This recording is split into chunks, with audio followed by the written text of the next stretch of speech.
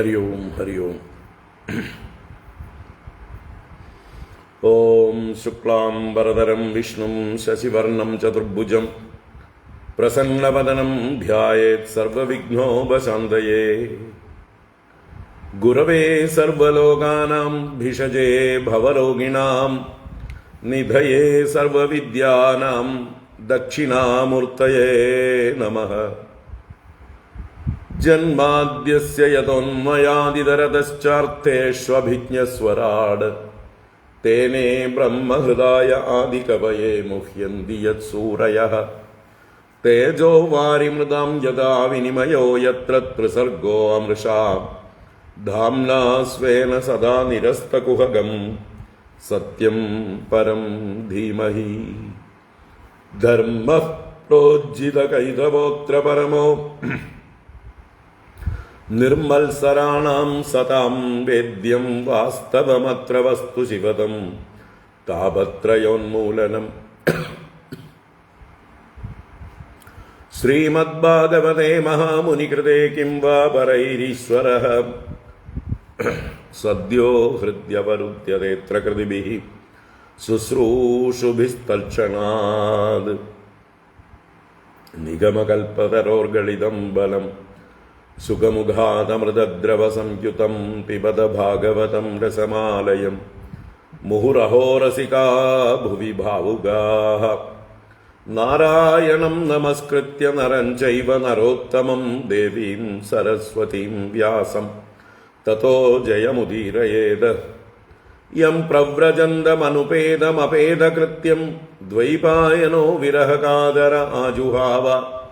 പുത്രേതി തന്മയതയാ തരവോഭിനേദുഃ തം സർവഭൂതഹൃദയം മുനിമാനതോസ്മി. യസ്വാനുഭാവമഖിലശ്രുതിസാരമേകം അധ്യാത്മദീപമതിഥിദീർഷതാം തമോന്തം. സംസാരിണാം കരുണയാഃ പുരാണഗുഹ്യം തം വ്യാസസൂനുമുപയാമി ഗുരും മുനീനാം. മൂകം കരോതി വാചാലം പങ്കും ലംഘയതേ ഗിരിം യത്കൃപാതമഹം വന്ദേ പരമാനന്ദമാധവം. യം ബ്രഹ്മാ വരുണേന്ദ്രരുദ്രമരുതഃ സ്തുന്വന്തി ദിവ്യൈസ്തവൈഃ വേദൈഃ സാംഗപദക്രമോപനിഷദൈഃ ഗായന്തി യം സാമഗാഃ. ധ്യാനാവസ്ഥിതതദ്ഗതേന മനസാ പശ്യന്തി യം യോഗിനോ യസ്യാന്തം ന വിദുഃ സുരാസുരഗണാഃ. ദേവായ തസ്മൈ നമഃ. കോമളം കൂജയൻ വേണും ശ്യാമളോയം കുമാരകഃ. വേദവേദ്യം പരം ബ്രഹ്മ ഭാസതാം പുരതോ മമ. ഭൂതൈർമഹദ്ഭിർയയിമാ പുരോ വിഭുഃ നിർമായ ചേദേയതമൂഷു പൂരുഷഃ. ഭുങ്ക്തേ ഗുണാൻ ഷോഡശ ഷോഡശാത്മകഃ സോലങ്കൃഷീഷ്ട ഭഗവാൻ വജാംസി മേ. സച്ചിദാനന്ദരൂപായ വിശ്വോത്പത്യാദിഹേതവേ താപത്രയ വിനാശായ ശ്രീകൃഷ്ണായ വയം നുമഃ. കൃഷ്ണായ വാസുദേവായ ഹരയേ പരമാത്മനെ പ്രണതക്ലേശനാശായ ഗോവിന്ദായ നമോ നമഃ. കൃഷ്ണായ വാസുദേവായ ദേവകീനന്ദനായ ച നന്ദഗോപകുമാരായ ഗോവിന്ദായ നമോ നമഃ. നമഃ പങ്കജനാഭായ നമഃ പങ്കജമാലിനേ നമഃ പങ്കജനേത്രായ നമസ്തേ പങ്കജാംഗ്രയേ.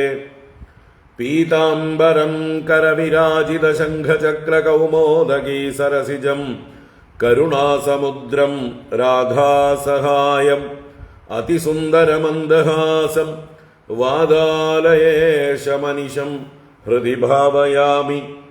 വാതാലയേശമനിശം ഹൃദി ഭാവയാമി. ഓം നമോ ഭഗവതേ വാസുദേവായ. ഓം നമോ നാരായണായ. ശ്രീ ഗുരുവായൂരപ്പ ശരണം.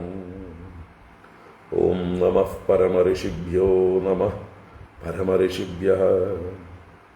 ശ്രീ ഗുരുഭ്യോ നമഃ. ഹരി ഓം. എല്ലാവർക്കും നമസ്കാരം, എല്ലാവർക്കും സുപ്രഭാതം, ശുഭദിനം. ഭാഗവത ജ്ഞാനഗംഗയിലേക്ക് സുസ്വാഗതം.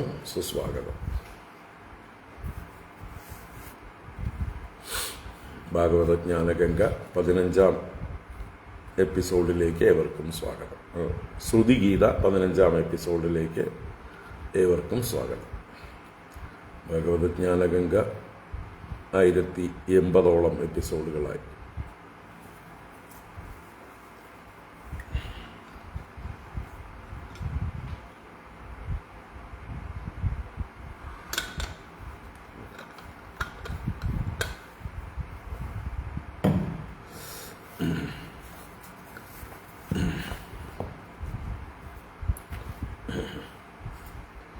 നാരായണ. നമ്മൾ ശ്രുതിഗീത 87-ാം അധ്യായം 26-ാം ശ്ലോകം മുതൽക്ക് 41 വരെ വായിക്കാം. 26 മുതൽ 41 വരെ. ഓം നമോ ഭഗവതേ വാസുദേവായ. അത ശ്രീമദ്ഭാഗവതേ ദശമസ്കന്ധേ ഉത്തരാർദ്ധേ സപ്താശീതിതമോധ്യായഃ. 26-ാം ശ്ലോകം. ശ്രുതയ ഊജുഹു സദിവ മനസ്ത്രിവൃത്വൈ വിഭാത്യ സദാ മനുജാത് സദഭിമൃശന്ത്യശേഷമിദമാത്മതയാത്മവിദഃ നഹി വികൃതിം ത്യജന്തി കനകസ്യ തദാത്മതയാ സ്വകൃതമനുപ്രവിഷ്ടമിദമാത്മതയാ വസിതം തവ പരിയേ ചരന്ത്യഖില സത്വനികേതതയാ തൗ തപദാക്രമന്ത്യ വിഗണയ്യ ശിരോ നിർദേഹ പരിഭയസേ പശൂനിവ ഗിരാവിബുധാനഭിതാൻ ത്വയി കൃത സൗഹൃദാ ഖലു പുനന്തി നയേ വിമുഖാഃ ത്വമകരണസ്വരാടഖില കാരകശക്തിധരഃ തവ ബലിമുദ്വഹന്തി സമദന്ത്യജയാ നിമിഷാഃ വർഷഭുജോഖില ക്ഷിതിപതേരിവ വിശ്വസൃജോ വിദദതി യത്ര യേ ത്വധികൃതാ ഭവതശ്ചകിതാഃ സ്ഥിരചരജാതയസ്യുരജയോക്തനിമിത്തയുജോ വിഹര ഉദീക്ഷയാ യദി പരസ്യ വിമുക്ത തതഃ നഹി പരമസ്യ കശ്ചിദപരോ ന പരശ്ച ഭവേത് വിയത ഇവാപദസ്യ തവ ശൂന്യതുലാം ദദദഃ അപരിമിതാ ധ്രുവാസ്തനുഭൃതോ യദി സർവഗദാഃ തർഹി ന ശാസ്യത്തെ നിയമോ ധ്രുവനേതരധാം അജനിചയന്മയം യദ വിമുച്യ നിയന്ത്രഭവേത്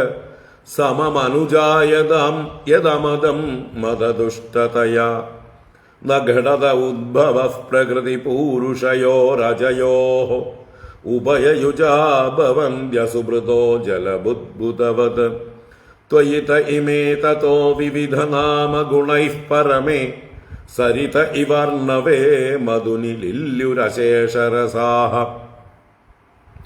നൃഷു തവ മായയാ ഭ്രമമമീഷ്വവഗത്യ വൃശം ത്വയി സുധിയോ ഭവേദദതി ഭാവമനുപ്രഭവം കഥമനുവർത്തതാം ഭവഭയം തവ യദ്ഭ്രുകുട്ടിഃ സൃജതി മുഹുസ്ത്രിണേമിരഭവച്ഛരണേഷു ഭയം വിജിതഹൃഷീകവായുഭിരദന്തമനസ്തുരകം യൈഹ യതന്തി യന്തുമതിലോലമുപായഗിതഃ വ്യസനശതാന്വിതാ സമവഹായ ഗുരോശ്ചരണം വണിജൈവാജ സന്ധ്യകൃതകർണധരാ ജലധൗ സ്വജനസുതാത്മദാരധനധാമധരാസുരദൈഃ ത്വയി സദി കിം നൃണാം ശ്രയത ആത്മനി സർവരസേ ഇതി സദജാനതാം മിഥുനതോ രതയേ ചരതാം സുഖയതി കൊന്മിഹ സ്വവിഹതേ സ്വനിരസ്തഭഗേ ഭുവി പുരുപുണ്യതീർത്ഥസദനാനി ഋഷയോ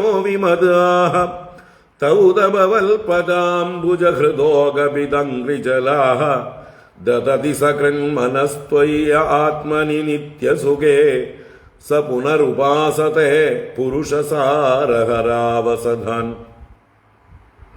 സദൈതമുത്തിതം സദിതി ചേന്നനു തർക്കഹതം വ്യഭിചരതി ക്വച ക്വച മൃഷാ ന തദോ ഭയയുക് വ്യവഹൃതയേ വികൽപൈഷിതോന്ദപരമ്പരയാ ഭ്രമയതി ഭാരതീത ഉരുവൃത്തിഭിരുക്തജടാൻ നയതിതമഗ്ര ആസന ഭവിഷ്യതോ നിധനാത് അനുമിതമന്തരാ ത്വയി വിഭാതി മൃഷൈകരസേ അത ഉപമീയത്തെ ദ്രവിണജാതി വികൽപപദൈഃ വിതതമനോവിലാസം ഋതമിത്യവയന്ത്യബുധാഃ സ യദജയാ ത്വജാമനുശയീത ഗുണാംശ്ച ജുഷन् ഭജതി സരൂപതാം തദനു മൃത്യുമപേതഭഗഃ ത്വമുത ജഹാസിതാം അഹിരിവത്വചമത്തഭഗോ മഹസി മഹീയസേഷ്ടഗുണിതേ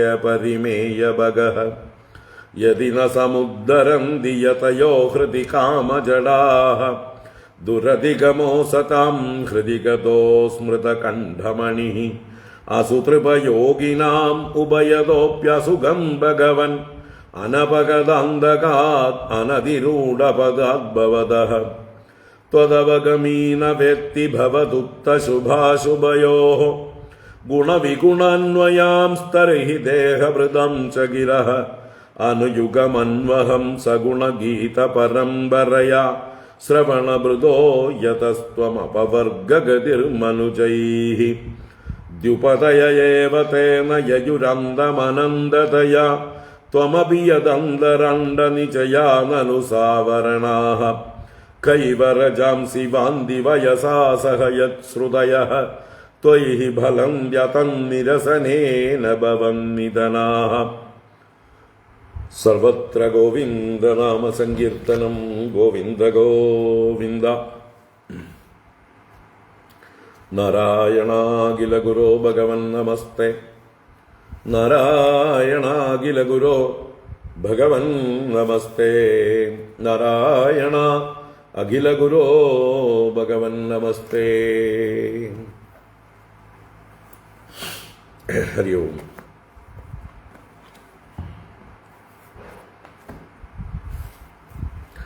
എല്ലാവർക്കും ഒരിക്കൽ കൂടെ നമസ്കാരം. എല്ലാവർക്കും സുസ്വാഗതം ഭാഗവത ജ്ഞാനഗംഗ ശ്രുതിഗീതയിലേക്ക്.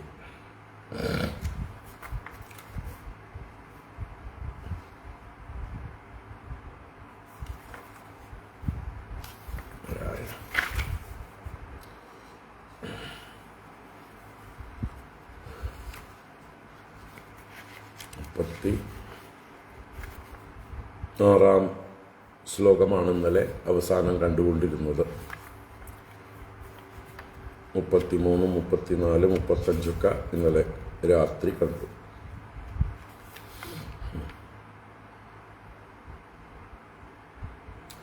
മുപ്പത്തിനാലാം ശ്ലോകത്തിൽ ഭഗവാനെ ആശ്രയിച്ചവർ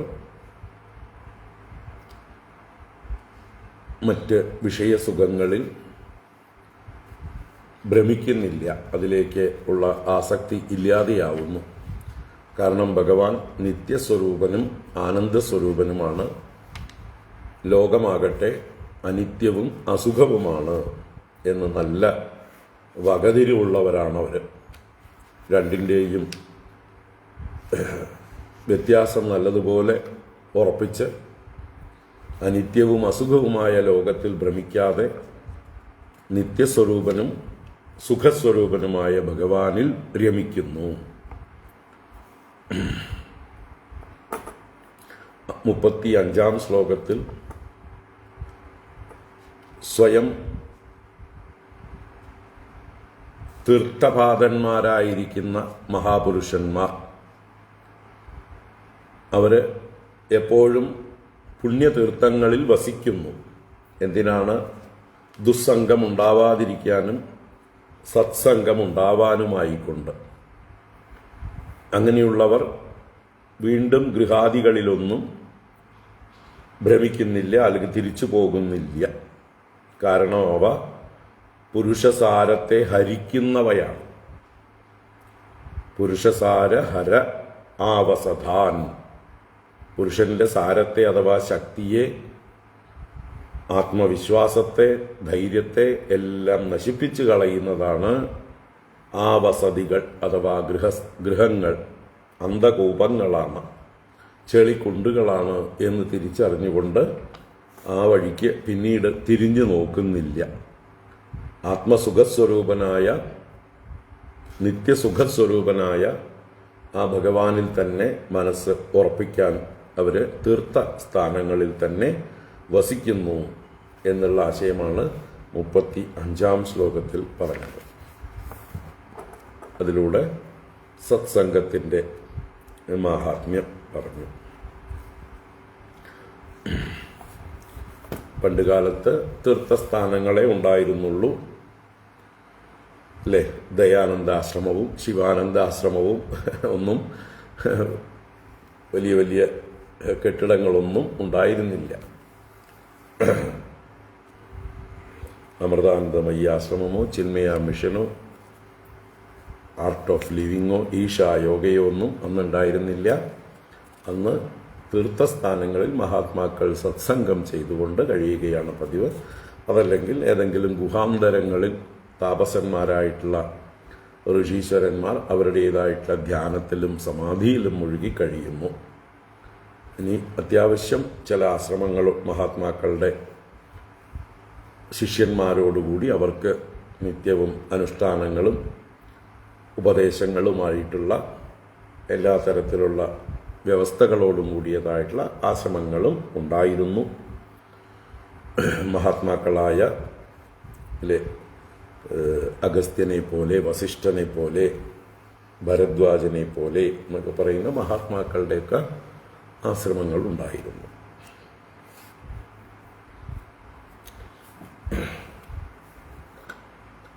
ഇനി നമ്മൾ 36-ാം ശ്ലോകമാണ് കണ്ടുകൊണ്ടിരിക്കുന്നത്.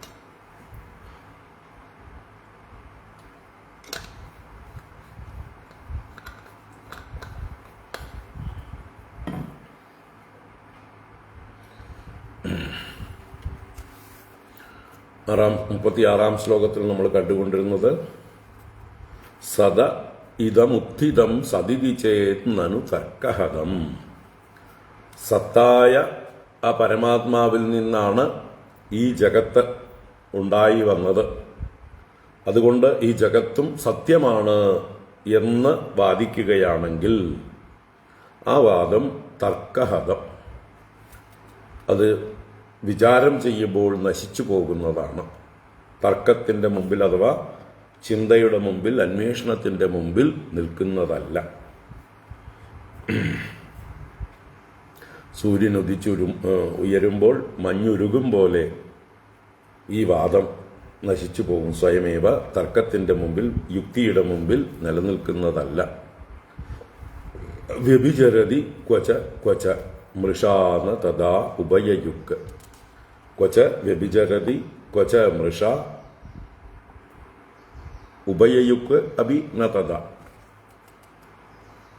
അത് വ്യഭിചരിക്കുന്നതാണ്. ക്വച ചിലയിടങ്ങളിൽ കാരണം തന്നെയാണ് കാര്യം എന്ന് സ്ഥാപിക്കാൻ സാധിക്കുകയില്ല. കാരണത്തിൻ്റെ എല്ലാ ഗുണങ്ങളും കാര്യത്തിൽ അടങ്ങിയിരിക്കുന്നു എന്ന് പറയാൻ സാധ്യമല്ല. ഇഷ്ടംപോലെ ദൃഷ്ടാന്തം ഈ ലോകത്തിൽ ഉണ്ട്. എന്തിന്? അച്ഛൻ്റെ മകൻ അച്ഛനെ പോലെ ഇരിക്കുന്നില്ല. ഏറ്റവും നല്ല ദൃഷ്ടാന്തമാണ്. അച്ഛനാണ് കാരണം, മകൻ കാര്യമാണ്. പക്ഷേ കാരണമായ അച്ഛൻ്റെ അതേ സ്വഭാവമാണോ, അതേ രൂപമാണോ, അതേ ധർമ്മമാണോ മകനിൽ കാണുന്നത്? രണ്ടുപേരും മനുഷ്യരാണെന്നുള്ള സാമാന്യ ധർമ്മം ഒഴിച്ചാൽ അനേക വ്യത്യാസങ്ങൾ അച്ഛനും മകനും തമ്മിൽ കാണാം. അപ്പോൾ അതുപോലെ തന്നെയാണ് ഈ ലോകത്തിലെ കാരണത്തിൻ്റെ ഗുണങ്ങൾ കാര്യത്തിലില്ലാത്ത അനേക ദൃഷ്ടാന്തങ്ങൾ കാണാം. പാലിൽ നിന്ന് തൈരുണ്ടാകുന്നു. അപ്പോൾ പാലിൻ്റെ പ്രയോജനം തൈര് കൊണ്ട് നടക്കില്ല. തൈരിനെ തിരിച്ച് പാലാക്കാൻ സാധിക്കുകയും ഇല്ല. പറ്റുമോ? ആരെങ്കിലും ആക്കിയിട്ടുണ്ടോ? ഇനിയിപ്പോൾ പുതിയ റിസർച്ചൊക്കെ വല്ലതും ആയിട്ടുണ്ടോ എന്നറിയില്ല. തൈരിനെ പാലാക്കാൻ അത് സംഭവിക്കും. പുതിയ റിസർച്ചിലെല്ലാം സംഭവിക്കും. എങ്കിലും നമ്മൾ സാമാന്യമായിട്ട് പറയുമ്പോൾ സാധാരണക്കാർക്ക് തൈരിനെ പാലാക്കാനോ പാലിന് പകരം തൈര് ഉപയോഗിക്കാനോ സാധ്യമല്ല. അതുപോലെ കാരണത്തിൻ്റെ ഗുണങ്ങളല്ല കാര്യത്തിൽ കാണുന്നത്. അപ്പോൾ ക്വച വ്യഭിചരതി, ചിലയിടത്ത് വ്യത്യാസം കാണുന്നു, വ്യഭിചരിക്കുന്നു. കാരണം തന്നെയാണ് കാര്യമെന്നുള്ള ന്യായം അവിടെ യുക്തിക്ക് നിരക്കുന്നില്ല എന്നൊക്കെ മുമ്പേ പറഞ്ഞു. തർക്കഹതം എന്ന് പറഞ്ഞതിനെ എക്സ്പ്ലെയിൻ ചെയ്യാണ് ഇവിടെ. തർക്കഹതം എന്ന് പറഞ്ഞ് വെറുതെ പറഞ്ഞ് നിർത്തുകയല്ല. ക്വച വ്യഭിചരതി, അപ്പോൾ വ്യഭിചാരിത്വാത് ഇതം സദഹ ഉത്തിതമപി ന സത് എന്നുള്ളതാണ് അവിടെ ന്യായീകരിക്കുന്നത്. ക്വച മൃഷ, ചിലയിടത്ത് മൃഷയാണ്, ഇല്ലാത്തതാണ്. കാരണത്തിൽ നിന്നാണ് കാര്യം, കാരണത്തിൻ്റെ ഗുണങ്ങളെല്ലാം കാര്യത്തിലുണ്ട് എന്ന് പറഞ്ഞാൽ ചിലയിടത്തത് ഒട്ടും ചേരുന്നില്ല, മിഥ്യയാണ്. കയറിൽ പാമ്പ് കാണുന്നു, കയറാണ് കാരണം, പാമ്പിനെ കാണുന്നു.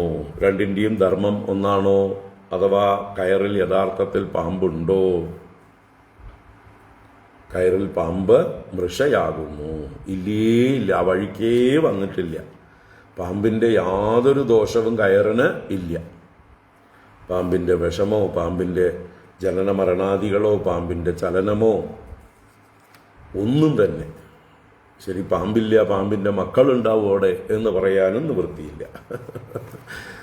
ഈ കയറിൽ കണ്ട പാമ്പിന് ഭാര്യയോ മക്കളോ ഒന്നും ഇല്ല. അപ്പോൾ ഒരു തരത്തിലും അത് ഉള്ളതല്ല. കയറിൽ കണ്ട പാമ്പ് മൃഷയാകുന്നു. മരുഭൂമിയിൽ കാണുന്ന വെള്ളം മൃഷയാകുന്നു. മൃഷ ഇല്ലാത്തതാണ്. മരുഭൂമി ഉണ്ടല്ലോ, മരുഭൂമി സത്താണല്ലോ, അതുകൊണ്ട് മരുഭൂമിയിൽ കണ്ട വെള്ളവും സത്താണ് എന്ന് പറഞ്ഞ് വെള്ളം കുടിക്കാനായിട്ട് പോയി കഴിഞ്ഞാൽ നിങ്ങൾ ഒരിക്കലും വെള്ളം കുടിക്കലുണ്ടാവില്ല. ആ മരുഭൂമി നിങ്ങളെ വിഴുങ്ങും എന്ന് മാത്രമേ ഉള്ളൂ. അപ്പം അവിടെയും മൃഷ എന്ന യുക്തി ഇതിനെ നിരാകരിക്കുന്നു. ഏതിനെ? സത്തിൽ നിന്ന് ഉത്ഭവിച്ചത് സത്താണ് എന്ന് ആരെങ്കിലും പറയുകയാണെങ്കിൽ അവരുടെ ആ വാദം നിലനിൽക്കുന്നതല്ല. തർക്കഹതം. അതുപോലെ നതദാ ഉഭയയുക്ക്, രണ്ടും കൂടി ചേർന്നതാണ്, സത്തും അസത്തും ചേർന്നതാണ്, അഥവാ ബ്രഹ്മവും മായയും ചേർന്നതാണ് ഈ ജഗത്ത് എന്ന് പറയുകയാണെങ്കിൽ ബ്രഹ്മം ഒരിക്കലും മായയോട് ചേർന്നിട്ടില്ല. ബ്രഹ്മം എപ്പോഴും മായയിൽ നിന്ന് മുക്തമാണ്, സ്വതന്ത്രമാണ്. നമ്മൾ ഈ ജഗത്ത് കാണുന്നത് കൊണ്ട് നമ്മൾക്ക് ഈ ജഗത്തിനൊരു കാരണം അന്വേഷിക്കേണ്ടതുണ്ട്. അങ്ങനൊരു ബുദ്ധിക്ക് നമുക്ക് കാരണത്തെ കാണിച്ചു തന്നാൽ മാത്രമേ തൽക്കാലം നമ്മുടെ ബുദ്ധി അടങ്ങുകയുള്ളൂ എന്നതുകൊണ്ടാണ് ഈ ജഗത്തിന് കാരണം മായയാണ് എന്ന് പറയുന്നത്. സത്യം കണ്ടു കഴിയുമ്പോൾ മനസ്സിലാവും മായയൊന്നും ഉണ്ടായിരുന്നില്ല, ഇല്ലാത്ത മായയാണ് നമ്മളിവിടെ ഉണ്ടെന്ന് പറഞ്ഞത് എന്ന് പറയാം. അല്ലേ?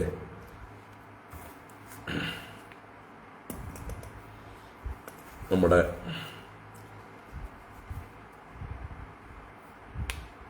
ബ്രഹ്മചാരി, ഗുരുകുലത്തിലെ ബ്രഹ്മചാരി പശുവിനെ കെട്ടാതെ കെട്ടിയ കയറ് പോലെയാണ് ഈ മായ. കഥ എല്ലാവർക്കും ഓർമ്മയുണ്ടാവും എന്ന് വിചാരിക്കുന്നു, അല്ലേ? ഒരു ഗുരുകുലത്തിൽ ധാരാളം പശുക്കളുണ്ട്, അനേക ബ്രഹ്മചാരിമാരുണ്ട്. ഗുരു ബ്രഹ്മചാരിമാർക്ക് ദിവസവും പശുക്കളെ മേയ്ക്കാനും അവയെ തിരിച്ചു കൊണ്ടുവന്ന് തൊഴുത്തിൽ കെട്ടാനും എല്ലാം പഠിപ്പിച്ചു വെച്ചിട്ടുണ്ട്. അവർക്ക് ഉത്തരവാദിത്വം കൊടുത്തിട്ടുണ്ട്. ഇന്നന്ന പശുക്കളെ ദിവസം ഇന്നവർ കൊണ്ടുപോകണം അപ്പോൾ 10 വിദ്യാർത്ഥികളുണ്ടെങ്കിൽ 10 പേർക്ക് 5 പശുവിനെ വിഭജിച്ച് കൊടുത്തിട്ടുണ്ട് എന്ന് വിചാരിക്കാം. അങ്ങനെ ഒരു കുട്ടിക്ക് 5 പശുക്കളെ ഏൽപ്പിച്ചിട്ടുണ്ട്. വൈകുന്നേരം തിരിച്ചു വന്നപ്പോൾ മറ്റുള്ളവരെല്ലാം അവരുടെ പശുക്കളെ കെട്ടി. ഈ കുട്ടിക്ക് 4 പശുവിൻ്റെ കയറുണ്ട് കെട്ടാൻ, ഒരു പശുവിനെ കെട്ടാൻ കയറില്ല. അപ്പോൾ ഈ കുട്ടി എന്താ ചെയ്യുക? പശു നിൽക്കുന്നില്ല, കയറുകൊണ്ട് കെട്ടാത്തതുകൊണ്ട്. അത് ചാടി പോവാൻ നോക്കുകയാണ്. അപ്പോൾ ഗുരുവിനെ സമീപിച്ചു. ഗുരു, ഒരു കയറില്ല, ഒരു കയറ് കുറവുണ്ട്, ഈ ഒരു പശുവിനെ, അമ്മണി പശുവിനെ കെട്ടാനായിക്കൊണ്ട് എന്ന്. അപ്പോൾ ഗുരു പറഞ്ഞു, നീ സാധാരണ ആ പശുവിനെ കെട്ടുന്ന സ്ഥാനത്തേക്ക് അതിനെ പിടിച്ചു കൊണ്ടുപോയി നയിക്കുക. എന്നിട്ട് അവിടെ നിർത്തിയതിന് ശേഷം സാധാരണ എങ്ങനെയാണോ കയറുള്ളപ്പോൾ കയറുകൊണ്ട് ബന്ധിക്കുക, അതേപോലെ കയറുണ്ടെന്ന് നീ ധരിച്ചോളൂ. കയറ് കയ്യിൽ പിടിച്ചതുപോലെ പിടിച്ചുകൊണ്ട് പശുവിൻ്റെ ആ കഴുത്തിലും തൊഴുത്തിൻ്റെ ആ കുറ്റിയിലും ഒക്കെ ആയിട്ട് അതിനെ സാധാരണ കെട്ടുന്നത് പോലെ ഒന്ന് അഭിനയിച്ചോളൂ, അങ്ങനെ ഒന്ന് കാണിച്ചോളൂ, ആ ആംഗ്യങ്ങളൊക്കെ അതുപോലെ തന്നെ ചെയ്തോളൂ എന്ന് പറഞ്ഞുകൊണ്ട് ഗുരു ദൂരെ നിന്ന് നോക്കി നിൽക്കുന്നുണ്ട്. അപ്പോൾ ശിഷ്യൻ വിചാരിച്ചു, ഓ, ഗുരു ഏതോ മന്ത്രം കൊണ്ട് ഈ പശുവിനെ ബന്ധിക്കുകയാണ്, അതിനുള്ള ചില ചേഷ്ടകൾ മാത്രമേ താൻ ചെയ്യേണ്ടതുള്ളൂ, ചില മുദ്രകൾ താൻ ചെയ്യുന്നു, മന്ത്രം ഗുരു ജപിക്കുന്നു എന്ന് വിചാരിച്ചുകൊണ്ട് ഈ കുട്ടി ബ്രഹ്മചാരി ഈ പശുവിനെ സാധാരണ ബന്ധിക്കും പോലെ കയറില്ലാതെ കെട്ടിയിട്ടു.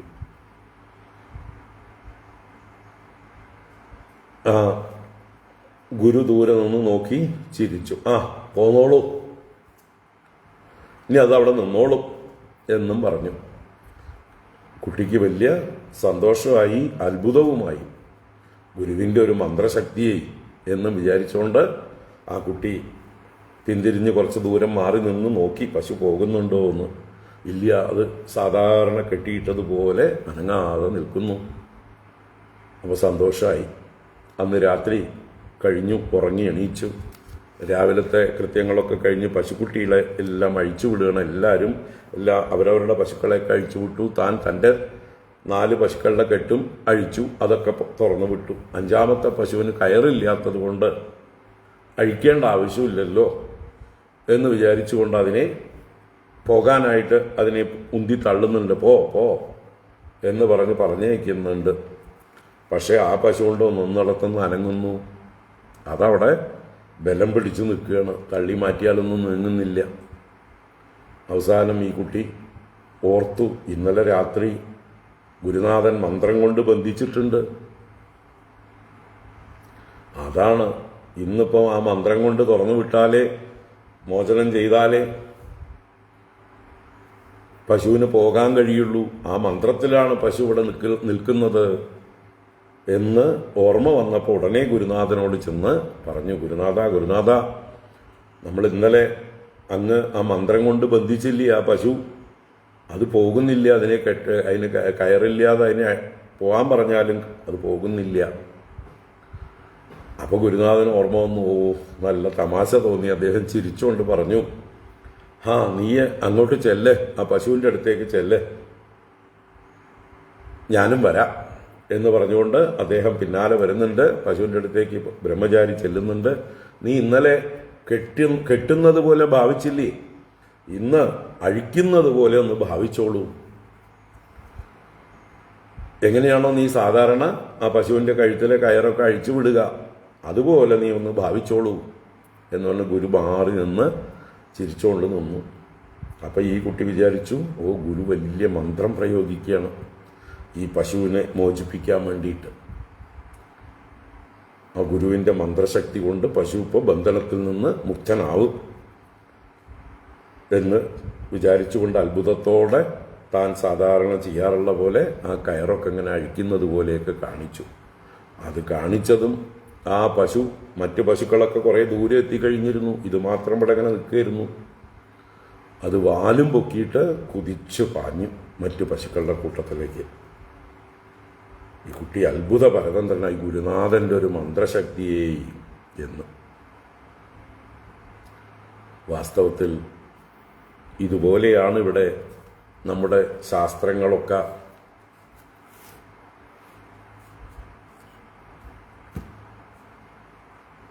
ഏകവും അദ്വിതീയവുമായ നിത്യശുദ്ധമുക്ത സ്വരൂപമായിരിക്കുന്ന ആത്മവസ്തുവിൽ ഈ ജഗത്ത് ദർശിക്കുന്നവരായ, ആ ജഗത്തിനാൽ ബാധിക്കപ്പെട്ട് മോഹിതരായി ഭ്രമിച്ച് സ്വയം ബദ്ധരാണെന്ന് കരുതിയിരിക്കുന്നതായിട്ടുള്ള അജ്ഞാനികളായിട്ടുള്ള ആളുകളെ തൽക്കാലം അവർക്ക് നേരെ കാര്യം പറഞ്ഞാൽ മനസ്സിലാവില്ല എന്നതുകൊണ്ട് ഞങ്ങൾ ഈ ജഗത്ത് പച്ചയായിട്ട് കാണുന്നു, ഞങ്ങളുടെ അനുഭവമാണ്,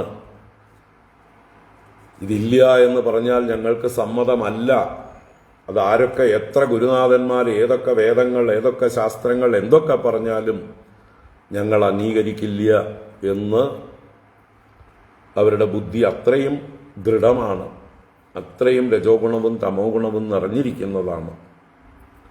അപ്പം അങ്ങനെയുള്ള അവരെ ഈ സത്യം പറഞ്ഞാൽ ബോധിക്കാൻ കഴിയാത്തത് കൊണ്ട് അല്ലേ, നമ്മൾ കൊച്ചുകുട്ടികളെ അക്ഷരം പഠിപ്പിക്കുമ്പോഴും എണ്ണം സംഖ്യകൾ പഠിപ്പിക്കുമ്പോഴും ഒക്കെ പല കഥകൾ പറഞ്ഞുകൊണ്ടാണ്, പല ഉദാഹരണങ്ങൾ എടുത്തുകൊണ്ടാണ് അതെല്ലാം പഠിപ്പിച്ച് ശീലിപ്പിക്കുക. അതിൻ്റെയൊന്നും ആവശ്യമുണ്ടായിരുന്നില്ല എന്ന് വലുതാവുമ്പോൾ തോന്നും. ഇതൊക്കെ എന്തിനാ ഗുരുനാഥന്മാർ നമ്മളെ പറ്റിച്ച് ഇത്രയും കാലം സമയം കളഞ്ഞത്, ഇത് നേരെ അങ്ങോട്ട് അന്നേ പറഞ്ഞു തന്നാൽ മതിയായിരുന്നില്ലേ, എന്തിനാ അവർ പല പല ദൃഷ്ടാന്തങ്ങളും കൊണ്ടുവന്നത്, പല ഉദാഹരണങ്ങളും കൊണ്ടുവന്നത് എന്നൊക്കെ വലുതാവുമ്പോൾ തോന്നും.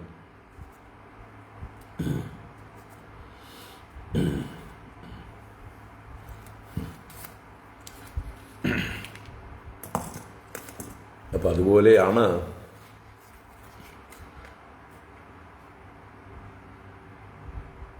ബന്ധവും മുക്തിയും ജഗത്തും മായയും എല്ലാം കെട്ടുകഥകളാണ്. എല്ലാം എന്താണ്? കെട്ടുകഥകളാണ്.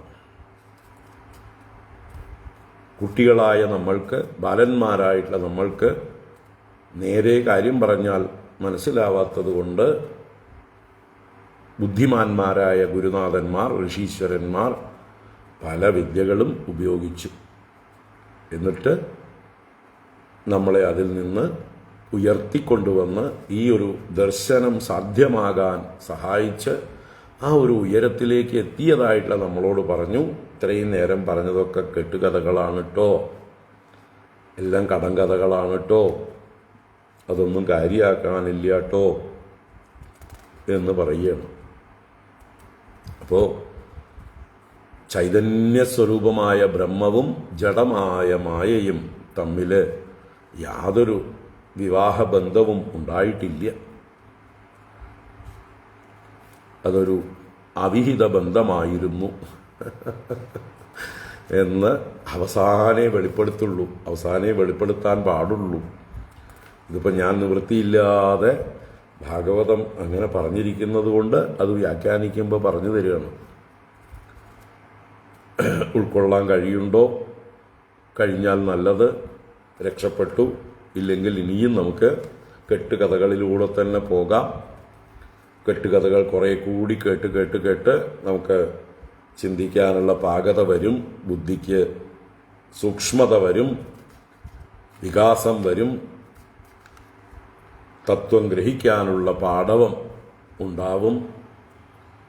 അപ്പോൾ ഇതെല്ലാം ഉള്ളിൽ തെളിഞ്ഞു വരും. ഏതായാലും ഈ ഉപദേശിച്ചത് അവിടെ തന്നെ കിടക്കട്ടെ, ദഹിക്കാതെ കിടന്നാലും കിടക്കട്ടെ, എന്നെങ്കിലും അത് ദഹിക്കുന്ന ഒരവസ്ഥ വന്നു ചേരും. അപ്പോൾ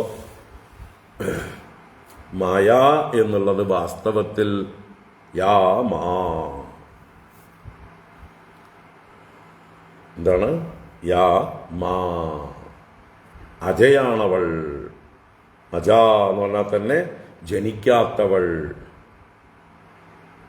ഉണ്ടെന്നുള്ള തോന്നൽ ഉള്ളവർക്ക് ഉള്ളതായിരിക്കുന്നതും സത്യം ദർശിച്ചിട്ടുള്ളവർക്ക് ഇല്ലാത്തതായിരിക്കുന്നതും.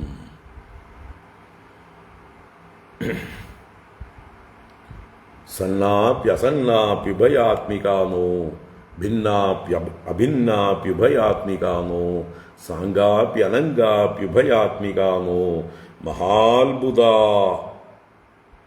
അനിർവചനീയ രൂപ. നിർവചിക്കാൻ പറ്റാത്ത അത്ഭുത സ്വരൂപത്തോടു കൂടിയതാണ് ആ മായ.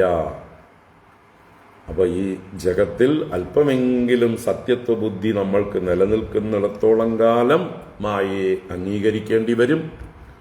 ഈ ജഗത്ത് മിഥ്യയാണെന്ന് ആർക്ക് എപ്പോൾ ബോധ്യം വരുന്നുവോ അതോടുകൂടി മായ എവിടെ എന്ന് ചോദിക്കും. ഇത്രയും കാലം കണ്ട മായ എവിടെ? ഇത്രയും കാലം കണ്ട നാമരൂപാത്മകമായ ജഗത്ത് എവിടെ? ഞാൻ ആകെ കാണുന്നത് ഏകവും അദ്വിതീയവുമായ സച്ചിദാനന്ദ സ്വരൂപം. അതുതന്നെയാണ് എല്ലാമായിരിക്കുന്നത്. സർവത്ര അല്ലേ, വെള്ളത്തിൽ സമുദ്രത്തിൽ മുങ്ങിക്കിടക്കുന്ന ഒരാളെ സംബന്ധിച്ച് സകലതും വെള്ളം, ചുറ്റും വെള്ളമയം. ആഴത്തിലേക്ക് മുങ്ങിക്കഴിഞ്ഞാൽ പിന്നെ തരംഗങ്ങളൊന്നുമില്ല, അവിടെ നുരയും പതയും ഇല്ല, അവിടെ ഭേദദൃഷ്ടികളെല്ലാം ഇല്ലാതെയാവുന്നു.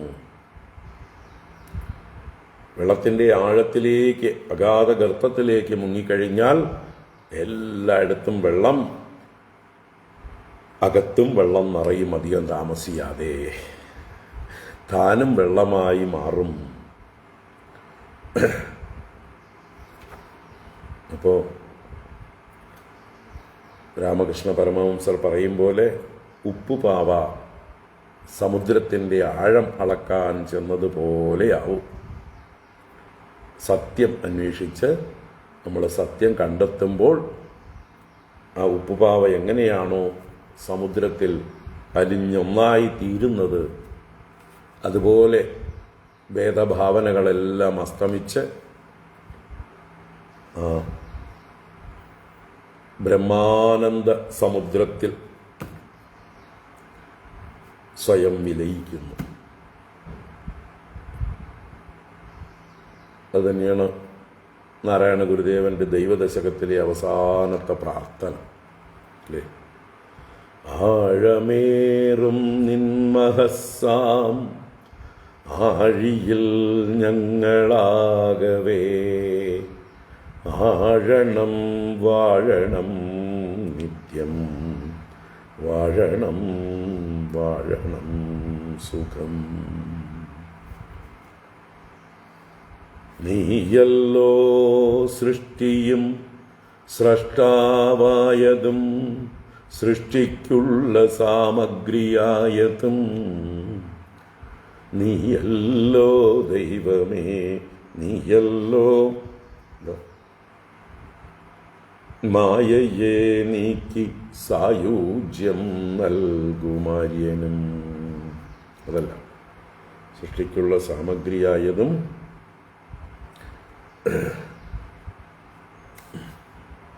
കണക്ട് ചെയ്യാൻ പറ്റുന്നില്ല.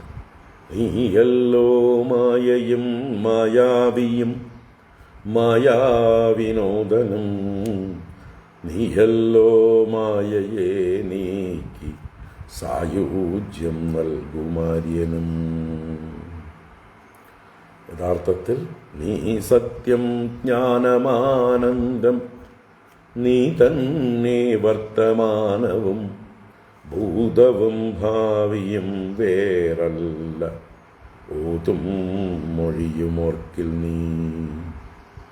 അകവും പുറവും തിങ്ങും മഹിമാവാർന്ന നിൻ പദം പുകഴ്ത്തുന്നു ഞങ്ങളങ്ങേ ഭഗവാനെ ജയിക്കുക.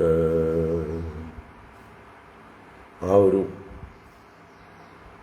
തലത്തിലേക്ക്, ഭഗവത് സ്വരൂപത്തിലേക്ക് ആഴ്ന്ന് ആഴ്ന്ന് ആഴ്ന്ന് ഭേദഭാവനയില്ലാതെ, രണ്ടില്ലാതെ ജീവോ ബ്രഹ്മൈവ ന പരഃ ബ്രഹ്മസത്യം ജഗന്മിഥ്യ. ഈ സത്യം സാക്ഷാത്കരിക്കും. ആ സാക്ഷാത്കാരത്തിൽ മാത്രമേ ഈ പറഞ്ഞ കാര്യങ്ങളെല്ലാം നമുക്ക് ഉത്തമ ബോധ്യം വരുള്ളൂ.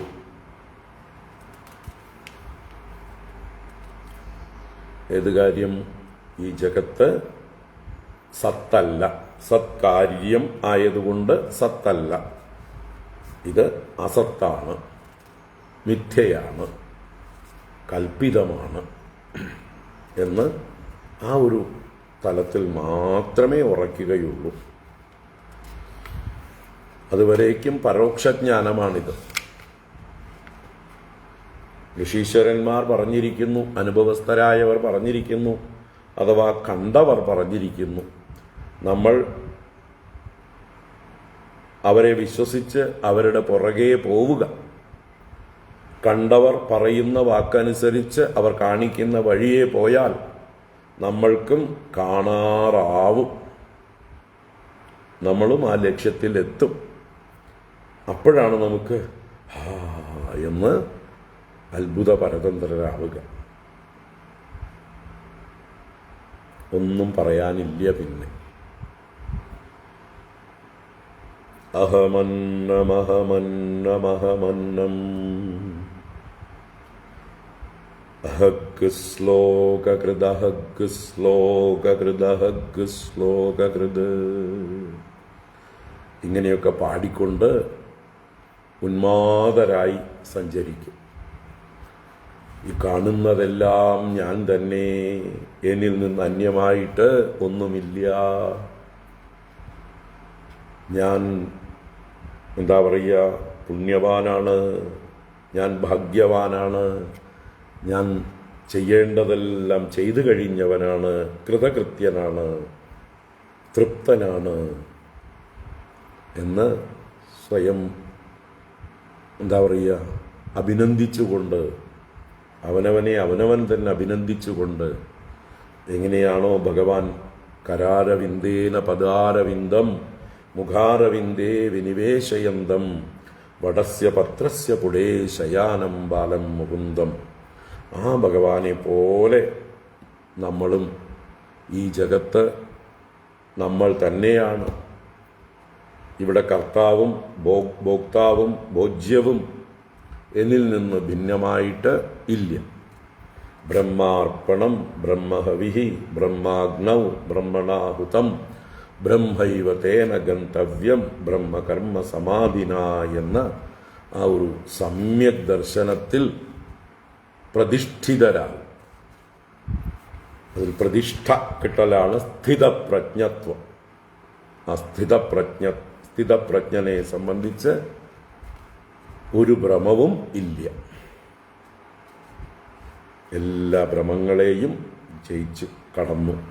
സ്വപ്നത്തിൽ നിന്ന് ഉണർന്നവൻ സ്വപ്നഭ്രമെല്ലാം ഉപേക്ഷിച്ച പോലെ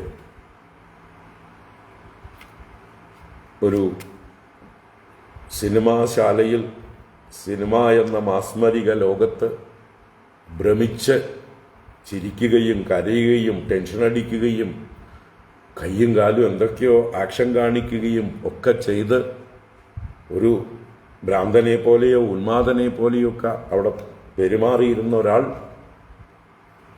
ആ സിനിമ കഴിഞ്ഞതോടുകൂടി ലൈറ്റെല്ലാം ഇട്ട് കണ്ണൊക്കെ നല്ലോണം തുടച്ച് ചുറ്റുപാടുകളെക്കുറിച്ച് ബോധ്യം വന്ന് പുറത്തേക്ക് ഇറങ്ങുമ്പോൾ വിചാരിക്കും, എത്ര നേരം ഞാൻ എന്തെല്ലാം തെറ്റിദ്ധരിച്ചു, എന്തെല്ലാം ഭ്രമങ്ങളായിരുന്നു, എന്തൊരു ടെൻഷനായിരുന്നു, എന്തായിരുന്നു എൻ്റെ വിഷമം,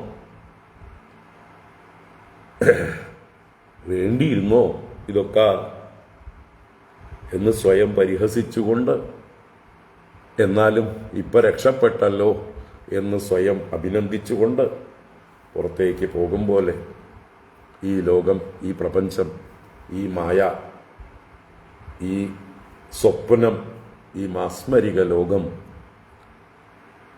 ഇത് വെറും ഭ്രമമായിരുന്നു എന്ന് ആ ഒരു തലത്തിലേക്ക് എത്തുമ്പോഴാണ് ബോധ്യം വരിക. ആ തലത്തിലേക്ക് നമുക്കെല്ലാം എത്താനായിട്ട് ഈ ജന്മത്തിൽ തന്നെ സാധിക്കട്ടെ. അതിനെന്ത് ചെയ്യണം? അതിന് നിരന്തരം സത്യം പരം ധീമഹി, ഭഗവാനെ തന്നെ മുറുക്ക പിടിക്കുക എന്ന് പച്ചയ്ക്ക് പറയാം. ഭഗവാന്റെ പാദങ്ങളെ മുറുക്ക പിടിച്ച് ഭഗവാന്റെ ഈ തത്വങ്ങളെ, ഭഗവാൻ എങ്ങനെയാണ് ഏകനായിരുന്ന ഭഗവാൻ താൻ തന്നെ പലതായി തീർന്ന് ഈ ജഗന്നാടകം അഭിനയിച്ചു കൊണ്ടിരിക്കുന്നത് എന്ന് നിരന്തരം ചിന്തിക്കുക. ഇത് നാടകമാണ്, നാടകമാണ്, നാടകമാണ്, നാടകമാണ് എന്ന് നിരന്തരം സ്വയം പറഞ്ഞുകൊണ്ടേയിരിക്കുക. അതല്ലെങ്കിലോ ഭ്രമിച്ചു പോകും. സത്യമാണെന്ന് കരുതി ഭ്രമിച്ചു പോകും. എല്ലാം നാടകമാണെന്ന് കരുതി ആസ്വദിക്കാനാവട്ടെ നമുക്ക്. ഈ സംസാര സാഗരത്തിൽ മുങ്ങാതെ പൊങ്ങിക്കിടക്കാൻ നമുക്ക് കഴിയട്ടെ. നിസ്സംഗതയാണ് പൊങ്ങിക്കിടക്കാനുള്ള കഴിവ്. അസംഗശസ്ത്രേണ ദൃഢേന ചിത്വാ, അല്ലേ? ആ അസംഗം ആകുന്ന ആയുധം കൊണ്ട് ഈ സംസാര വൃക്ഷത്തിൻ്റെ വേരുകളെ നല്ലതുപോലെ മുറിച്ചു കളഞ്ഞ് തതഃ പദം യത് പരിമാർഗിതവ്യം യസ്മിൻ ഗതാ ന നിവർത്തന്തി ഭൂയഃ തമേവ ചാദ്യം പുരുഷം പ്രപദ്യേ യതഃ പ്രവൃത്തി പ്രസൃതാ പുരാണി. എവിടുന്നാണോ ഈ പ്രപഞ്ചം പ്രവൃത്തമായത്, ആദ്യമായിട്ട് ഈ പ്രപഞ്ചം ഏതൊന്നിൽ നിന്ന് ഉത്ഭവിച്ചു വന്നുവോ, പുരാണീ പ്രവൃത്തി യതഃ പ്രവൃത്ത, ആ പദം തത്പദം പരിമാർഗിതവ്യം, നിരന്തരം അന്വേഷിതവ്യം, വിചാരം കർത്തവ്യം. സത്യം പരം ധീമഹി ജന്മാദ്യസ്യ യതോന്വയാദിതരതശ്ച അർത്ഥേഷ്വഭിജ്ഞസ്വരാട് തേനേ ബ്രഹ്മഹൃദായ ആദികവയേ മുഹ്യന്തി യത്സൂരയഃ തേജോ വാരിമൃതാം യദാ വിനിമയോ യത്ര ത്രിസർഗോ അമൃഷാ ധാംനാ സ്വേന സദാ നിരസ്തകുഹകം സത്യം പരം ധീമഹി. അപ്പോൾ ആ സത്യവിചാരം നിരന്തരം നടക്കുമ്പോൾ ഈ ജഗത്ത് എന്ന പൊള്ളയായ ഈ ഭ്രമം അത് നമ്മളെ വിട്ട് പോകും. ഈ ബാധ നമ്മളെ വിട്ട് ഒഴിയും. അല്ലേ? ഏതെങ്കിലും ബാധകളൊക്കെ ബാധിച്ചിട്ടുണ്ടെങ്കിൽ ഇന്ന മന്ത്രം ജപിച്ചാൽ ഇന്ന ബാധ ഒഴിഞ്ഞു പോകും എന്ന് ബാധ ഒഴിപ്പിക്കുന്ന ആളുകൾ നമ്മളോട് പറഞ്ഞു തരും. എന്നതുപോലെ ഇവിടെ ഒരു മന്ത്രം ജപിക്കുക. എന്താണ്? സർവം ഖൽവിതം ബ്രഹ്മ ഏകമേവ അദ്വിതീയം ബ്രഹ്മ തദ്ബ്രഹ്മ അഹമസ്മി. ഈ മന്ത്രം നിരന്തരം ജപിക്കുക.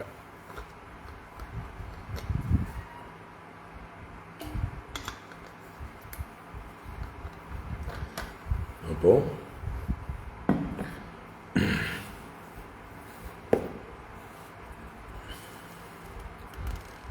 ഈ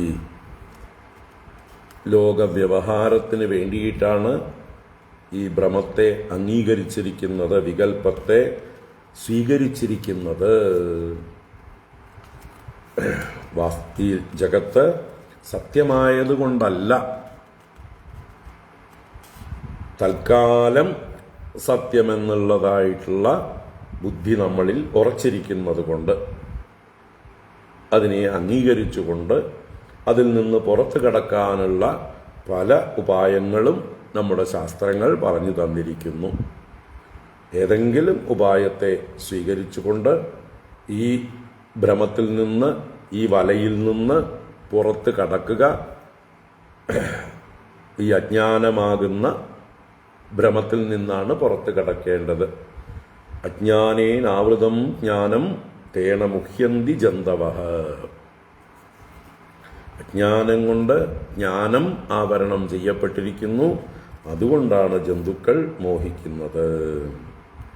അപ്പൊ ഈ ജഗത്ത് സത്കാര്യമായതുകൊണ്ട് സത്താണ് എന്നുള്ള വാദം നിലനിൽക്കുന്നതല്ല, തർക്കഹതം. സദ ഇദമുത്ഥിതം സദിതി ചേന്നനു തർക്കഹതം വ്യഭിചരതി ക്വച മൃഷാ ന തഥോഭയയുക വ്യവഹൃതയേ വികൽപ ഇഷിതോന്ധ പരമ്പരയാ ഭ്രമയതി ഭാരതീത ഉരുവൃത്തിവിരുദ്ധ ജഡാൻ. അപ്പൊ ഇത് അന്ധപരമ്പരയാ വന്നു ചേർന്നതാണ്. അന്ധപരമ്പരയാ, അജ്ഞാന പരമ്പരയാ. പൂർവീകന്മാർക്കുണ്ടായ അജ്ഞാനം അനന്തരവന്മാർക്ക് പകർന്നു കൊടുത്തതാണ്. അങ്ങനെ നമ്മളെല്ലാവരും ഈ ജഗത്തിന്റെ സത്യത്വത്തെ അംഗീകരിച്ചിരിക്കുകയാണ്. അങ്ങനെ ഈ ജഗത്ത് സത്യമാണെന്ന് കരുതുന്നവരെ ഉക്തജഡാൻ, കർമ്മജഡാൻ, കർമ്മടാൻ, കർമ്മത്തിൽ ഭ്രമിച്ചിരിക്കുന്നവർ, ഈ ലോകം സത്യമാണ്, അതുകൊണ്ട് ഈ ലോകത്തിലുള്ള പല സുഖവസ്തുക്കളും സമ്പാദിക്കേണ്ടതുണ്ട്, സുഖസ്ഥാനങ്ങളെ പ്രാപിക്കേണ്ടതുണ്ട്, ദുഃഖത്തെ ഒഴിവാക്കേണ്ടതുണ്ട് എന്നൊക്കെയുള്ളതായിട്ടുള്ള ആ ഒരു ഭ്രമം നിലനിൽക്കുന്നത് വരേക്ക് അവർ ജഡന്മാരാണ്, ഉക്ത ജഡന്മാരാണ്. അവരെ തേ ഭാരതി ഉരു വൃത്തിഭിഹി ഭ്രമയതി. തേ ഭാരതി, ഭഗവാനെ അങ്ങയുടെ വാക്കുകൾ, അങ്ങയുടെ വാക്കുകളാകുന്ന വേദമന്ത്രങ്ങൾ, പുഷ്പിതങ്ങളായ വാക്കുകൾ ഭ്രമിപ്പിച്ചുകൊണ്ടേയിരിക്കുന്നു. ഒരു വൃത്തിബി, പല ശബ്ദവൃത്തികളെ കൊണ്ട് അത് ചെയ്യൂ, ഇത് ചെയ്യൂ, അവിടെ പോകൂ, ഇവിടെ പോകൂ എന്നൊക്കെ പറഞ്ഞുകൊണ്ട് പലതരത്തിലുള്ള വൈവിധ്യങ്ങളെ കൊണ്ട്, പല കർമ്മങ്ങളെ ചെയ്യിപ്പിച്ചുകൊണ്ട് നമ്മളെ ഭ്രമിപ്പിച്ചുകൊണ്ടേയിരിക്കുന്നു. വാസ്തവത്തിൽ ഈ ഭഗവാന്റെ വാക്കുകൾ വേദത്തിൽ ആദ്യ ഭാഗത്ത് കർമ്മകാണ്ഡത്തിൽ വരുന്നതായിട്ടുള്ള വാക്കുകളൊക്കെ ഈ ഭ്രമലോകത്തേക്ക് മാത്രം വേണ്ടിയുള്ളതാണ്. അത് 14 ലോകങ്ങളും ഭ്രമലോകങ്ങളാണ്. എല്ലാം സംസാരത്തിൻ്റെ ഉള്ളിൽപ്പെട്ടതാണ്. എല്ലാം ബ്രഹ്മാണ്ടമാണ്, ബ്രഹ്മാവിൻ്റെ ഉള്ളിലുള്ളതാണ്. ആ ബ്രഹ്മാവിനെ അതിക്രമിച്ചാൽ മാത്രമേ വൈകുണ്ഠലോകം പ്രാപിക്കാൻ കഴിയുള്ളൂ. ജ്ഞാനത്തിൻ്റെ ലോകമാണ്, എല്ലാ അജ്ഞാനത്തിനും അതീതമായ ലോകമാണ് വൈകുണ്ഠലോകം. കുണ്ഠതകളില്ലാത്ത ലോകം, അജ്ഞാനലേശം പോലും ഇല്ലാത്ത പ്രകാശപൂർണമായ ലോകമാണ് വൈകുണ്ഠം. അതിലേക്ക് കടക്കണമെങ്കിൽ ഈ വലിയ മുട്ട പൊട്ടിച്ച് പുറത്ത് കടക്കണം. ഏതാ വലിയ മുട്ട? ഈ 14 ലോകങ്ങൾ ചേർന്നിരിക്കുന്ന ബ്രഹ്മാണ്ടം എന്ന മുട്ട. ഇതിനെ പൊട്ടിച്ച് പുറത്ത് കടക്കണം. അതിനാണ് യോഗികളെല്ലാം പ്രയത്നം ചെയ്തുകൊണ്ടിരിക്കുന്നത്.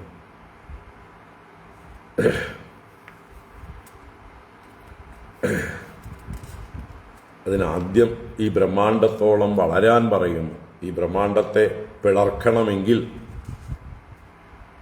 അതോളം വളരണം. അതിനാണ് പുരുഷസൂക്ത ഉപാസന, ഹിരണ്യഗർഭ ഉപാസന മുതലായിട്ടുള്ള ഉപാസനകളൊക്കെ വേദത്തിൽ വിധിച്ചിരിക്കുന്നത്. നമ്മളെ വളർത്താൻ വേണ്ടിയിട്ടാണ്. നമ്മൾക്ക് ഈ ബ്രഹ്മാണ്ടത്തെ പിളർന്ന് അതിനെ തകർത്ത് അതിന് പുറത്തേക്ക് കടക്കണമെങ്കിൽ അതിനുള്ളൊരു ശക്തിയും വലുപ്പവും നമ്മൾ ആർജിക്കണം. അപ്പോൾ അതുവരേക്ക് തീർച്ചയായിട്ടും ഈ ഭഗവാന്റെ ഭാരതി അംഗീകരിക്കുക. അത് പറയുന്ന കാര്യങ്ങളൊക്കെ വേണ്ടത് മാത്രം ചെയ്തുകൊണ്ടിരിക്കുക. സകാമമായി ചെയ്തുകൊണ്ടിരിക്കുന്നതിനെ നിഷ്കാമമാക്കി മാറ്റുക. സകാമം ചെയ്തുകൊണ്ടേയിരുന്നാൽ ഒരിക്കലും അവസാനിക്കാൻ പോകുന്നില്ല. അതിങ്ങനെ ഭ്രമിപ്പിച്ചുകൊണ്ടേയിരിക്കും. ഭ്രമത്തിൽ നിന്ന് പുറത്ത് കടക്കലാണ് ലക്ഷ്യം എന്ന് ഉണ്ടെങ്കിൽ സകാമത്തെ ഉപേക്ഷിച്ച് നിഷ്കാമമായിട്ട് ഭഗവാൻ നിർദ്ദേശിച്ച കർമ്മങ്ങളെ ചെയ്യുക. വേദം നമുക്ക് കാണിച്ചു തരുന്ന വഴിയിലൂടെ നടക്കുക. വൈദികങ്ങളായ നിത്യനൈമിത്തിക കർമ്മങ്ങളെ ചെയ്തുകൊണ്ട് വളരാൻ ശ്രമിക്കാം. വളർന്നു കഴിഞ്ഞാൽ പുറത്തേക്ക് കടക്കാം.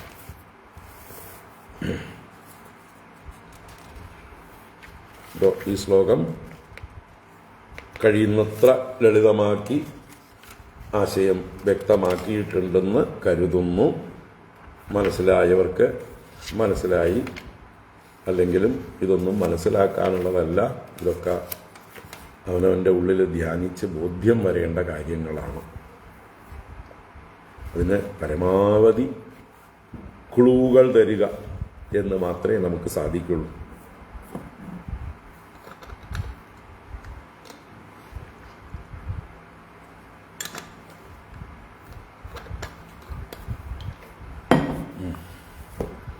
അടുത്ത ശ്ലോകത്തിലേക്ക് കടക്കാം. ഈ മുമ്പ് പറഞ്ഞ ആശയത്തെ ഒന്നുകൂടെ ഉറപ്പിക്കുകയാണ് വേറൊരു രീതിയിൽ. ഈ സത്കാരണമായിട്ടുള്ള ബ്രഹ്മം, ഈ പ്രപഞ്ചം സത്ത് തന്നെയല്ലേന്നാണെങ്കിൽ അത് വെറും ഭ്രമമാണെന്ന് പറഞ്ഞു. ആ ഭ്രമം എന്നുള്ളതിനെ എന്താണ് ഭ്രമം? മനോവിലാസമാണ് ഭ്രമം. മനസ്സിന്റെ വിലാസം, മനസ്സിന്റെ കളി, അതാണ് ഭ്രമം എന്ന് പറയുന്നത്. മാനസിക വിഭ്രാന്തി അല്ലേ? ഈ മനസ്സ് തന്നെയാണ് മായ, അവിദ്യ. മനസ്സ് തന്നെയാണ് ഈ പ്രപഞ്ചത്തെ സൃഷ്ടിക്കുന്നത്. മനസ്സ് തന്നെയാണ് ഇതിനെ വളർത്തുന്നത്. മനസ്സ് തന്നെയാണ് ഇതിനെ സംരക്ഷിക്കുന്നത്. അവസാനം മനസ്സില്ലാതാകുന്നതോടുകൂടി ഇതെല്ലാം കൂടി ഇല്ലാതാവുന്നു. ശങ്കരാചാര്യരുടെ വിവേക ചൂടാമണിയിലെ ആ ഒരു ശ്ലോകം പലപ്പോഴും ഞാൻ ഉച്ചരിച്ചിട്ടുള്ളതാണ്, ഓർമ്മ വയ്ക്കുക. നഹ്യസ്ത്യവിദ്യ മനസോതിരിക്ത മനോഹ്യവിദ്യ ഭവബന്ധഹേതു തസ്മിൻ വിനഷ്ടേ സകലം വിനഷ്ടം വിജൃംഭിതേസ്മിൻ സകലം വിജൃംഭതേ. നഹ്യസ്തി അവിദ്യ മനസഃ അതിരിക്ത. മനസ്സിൽ നിന്ന് വ്യതിരിക്തമായിട്ട് അവിദ്യ, മായ നഹി അസ്തി. മനോഹി അവിദ്യ ഭവബന്ധഹേതു. ഈ മനസ്സ് തന്നെയാണ് അവിദ്യ, ഈ സംസാര ബന്ധത്തിന് കാരണം. എന്താ തെളിവ്? തസ്മിൻ വിനഷ്ടേ സകലം വിനഷ്ടം. ദിവസവും അനുഭവിക്കുന്നുണ്ടല്ലോ, ദിവസവും മനസ്സ് നഷ്ടമാകുന്ന അവസ്ഥയെ നമ്മൾ അനുഭവിക്കുന്നുണ്ട്. നമ്മുടെ സുഷുപ്തിയിൽ മനസ്സ് നഷ്ടപ്പെടുന്നതോടുകൂടിയിട്ട് ലോകമേ നഷ്ടപ്പെടുന്നു. സകലം വിനഷ്ടം, എല്ലാം ലയിക്കുന്നു. ദിവസവും അനുഭവമാണ്. അതാണ് യുക്തി. തസ്മിൻ വിനഷ്ടേ സകലം വിനഷ്ടം. എന്നാൽ മറ്റൊന്ന് വ്യതിരേകത്തോടെ, അന്വയ വ്യതിരേക രൂപത്തിൽ നോക്കുമ്പോൾ വിജൃംഭിതേസ്മിൻ സകലം വിജൃംഭതേ. അസ്മിൻ മനസ്സി വിജൃംഭിതേ സതി. ഈ മനസ്സ് വിജൃംഭിച്ചിരിക്കുന്നതായിട്ടുള്ള സമയത്താണ് സകലം വിജൃംഭത, എല്ലാം വിജൃംഭിച്ച് വരുന്നത്. നമ്മൾ മനസ്സുണർന്നു വരുമ്പോഴാണ് ഈ ലോകം നമുക്ക് അനുഭവമാകുന്നത്, ഉണ്ടായി വരുന്നത്. ഈ ജാഗ്രത്തിലെ മനസ്സിന്റെ ഉണർവാണ് നമ്മൾ ജാഗ്രത ലോകമായി കാണുന്നത്. സ്വപ്നത്തിൽ മറ്റൊരു തലത്തിലേക്ക് നമ്മുടെ മനസ്സ് വിജൃംഭിക്കുന്നു. അത് മറ്റുള്ളവർക്കാർക്കും അനുഭവവേദ്യമല്ല, അത് നമ്മുടെ മാത്രം അനുഭവം. അതൊരു സബ്ജക്റ്റീവായിട്ടുള്ള വിജൃംഭണമാണ്. അവനവന്റെ ഉള്ളിൽ മനസ്സിന്റെ വിലാസമാണ് നമ്മുടെ സ്വപ്ന ദർശനം. മറ്റത് എല്ലാവരും കൂടി കാണുന്ന സ്വപ്നമാണ് ഈ ജഗത്ത്. ഞാനും നിങ്ങളും എല്ലാം കാണുന്നു, ഒരേ സമയം കാണുന്നതാണ് ഈ ജഗത്ത് എന്നതായിട്ടുള്ള വലിയ സ്വപ്നം.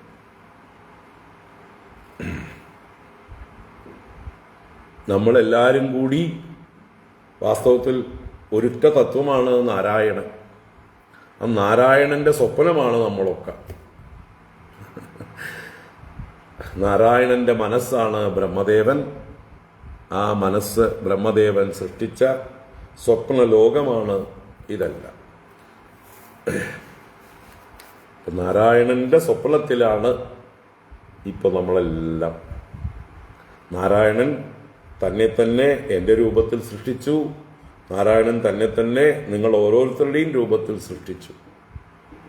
എങ്ങനെയാണോ നമ്മൾ നമ്മുടെ സ്വപ്നത്തിൽ നമ്മളെ സൃഷ്ടിക്കുന്നു, നമ്മുടെ ഒരു രൂപം സൃഷ്ടിക്കുന്നു, നമ്മുടെ ബന്ധുക്കളായും ശത്രുക്കളായും ചുറ്റുപാടുകളായും സ്ഥാവര ജംഗമങ്ങളായും നമ്മുടെ മനസ്സ് തന്നെ പലതും സൃഷ്ടിക്കുന്നു. എല്ലാം നമ്മുടെ സൃഷ്ടി തന്നെയാണ്. അങ്ങനെ എങ്ങനെയാണോ നമ്മുടെ സബ്ജക്റ്റീവായിട്ടുള്ള ആ സൃഷ്ടിയാകുന്ന സ്വപ്നം നമ്മൾ അനുഭവിക്കുന്നത്, അതിൻ്റെ എന്താ പറയുക, ഒരു മാക്രോകോസം, അത് മൈക്രോകോസം എന്ന് പറയും. നമ്മൾ മാത്രം അനുഭവിക്കുന്നതായിട്ടുള്ള സ്വപ്നം നമ്മുടെ ഇൻഡിവിജ്വൽ ആയിട്ടുള്ള വ്യഷ്ടി സ്വപ്നമാണത്. സമഷ്ടിയുടെ സ്വപ്നമാണ് ഈ ജഗത്ത്. നമ്മളെല്ലാവരും കൂടി അംഗീകരിച്ച ഒരു സ്വപ്നം. അപ്പോൾ മനസ്സ് വിജൃംഭിച്ചു വരുമ്പോഴാണ് ഈ ലോകം വിജൃംഭിച്ചു വരുന്നത്. വിജൃംഭിതേ അസ്മിൻ സകലം വിജൃംഭതേ തസ്മിൻ വിനഷ്ടേ സകലം വിനഷ്ടം. ഇത് നിത്യവും നമ്മൾ അനുഭവിക്കുന്നുണ്ട്. ഒന്ന് വിചാരം ചെയ്ത് ഉറപ്പിക്കുക. അപ്പോ നഹ്യസ്ത്യവിദ്യ മനസോതിരിക്ത മനോഹി അവിദ്യ ഭവബന്ധഹേതുഹു. ഈ ആശയമാണ് 37-ാം ശ്ലോകത്തിൽ.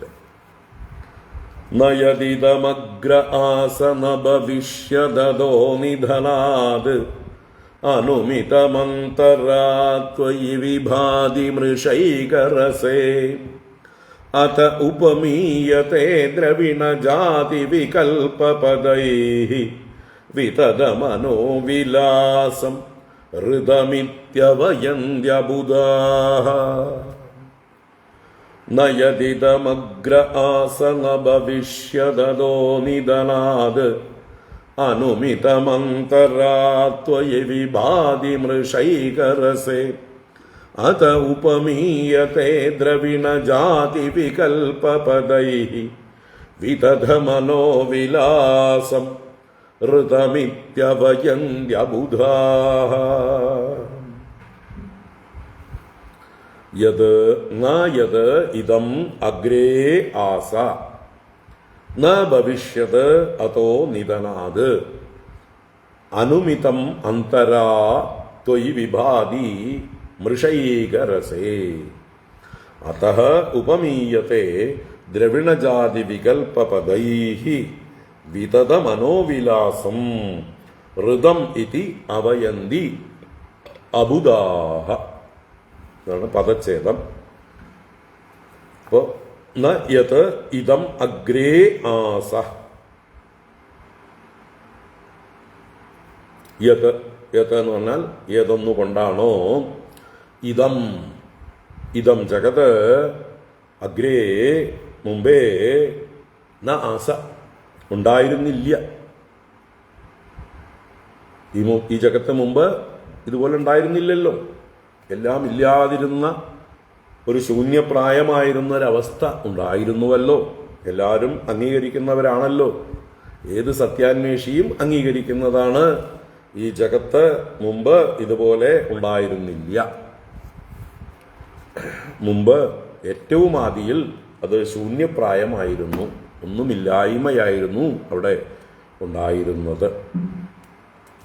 അപ്പൊ മുമ്പില്ലാത്തതായിരുന്നു ഈ ജഗത്ത്. സത്യമാണോ? എഗ്രി ചെയ്യണ്ടോ? ഉണ്ട്. സത്യാന്വേഷികളൊക്കെ എഗ്രി ചെയ്യും. വീണ്ടും പറയണു, ഭവിഷ്യത് അതോ ന ഭവിഷ്യത് അതോ നിധനാത്. അതഃ അനന്തരം നിധനാത് നിധനാത് എന്ന് പറഞ്ഞാൽ നാശാത് പ്രളയാത് പിന്നീട്.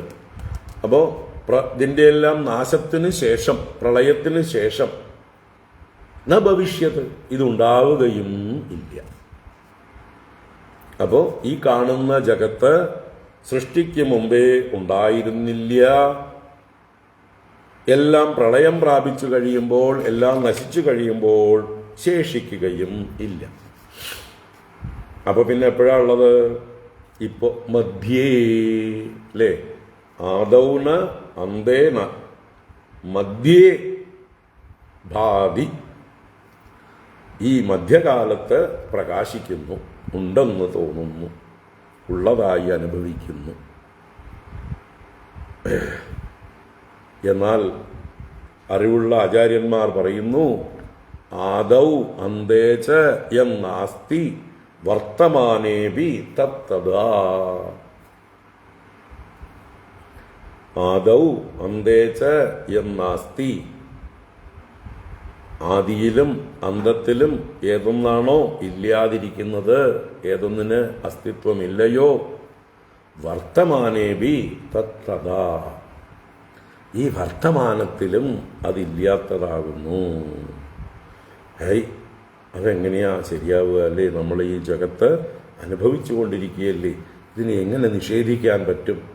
ഞാൻ അനുഭവിക്കുന്ന വേദനകളും ദുഃഖങ്ങളും, എൻ്റെ വിശപ്പും ദാഹവും, എൻ്റെ മാനസിക സംഘർഷങ്ങളും, എന്തെല്ലാം പ്രശ്നങ്ങൾ ഞാൻ നേരിട്ടുകൊണ്ടിരിക്കുന്നു, ഇതൊക്കെ ഇല്ലാത്തതാണെന്ന് പറഞ്ഞാൽ എവിടെ പോകാനാണ്? അത് പോകുന്നില്ലല്ലോ അല്ലേ?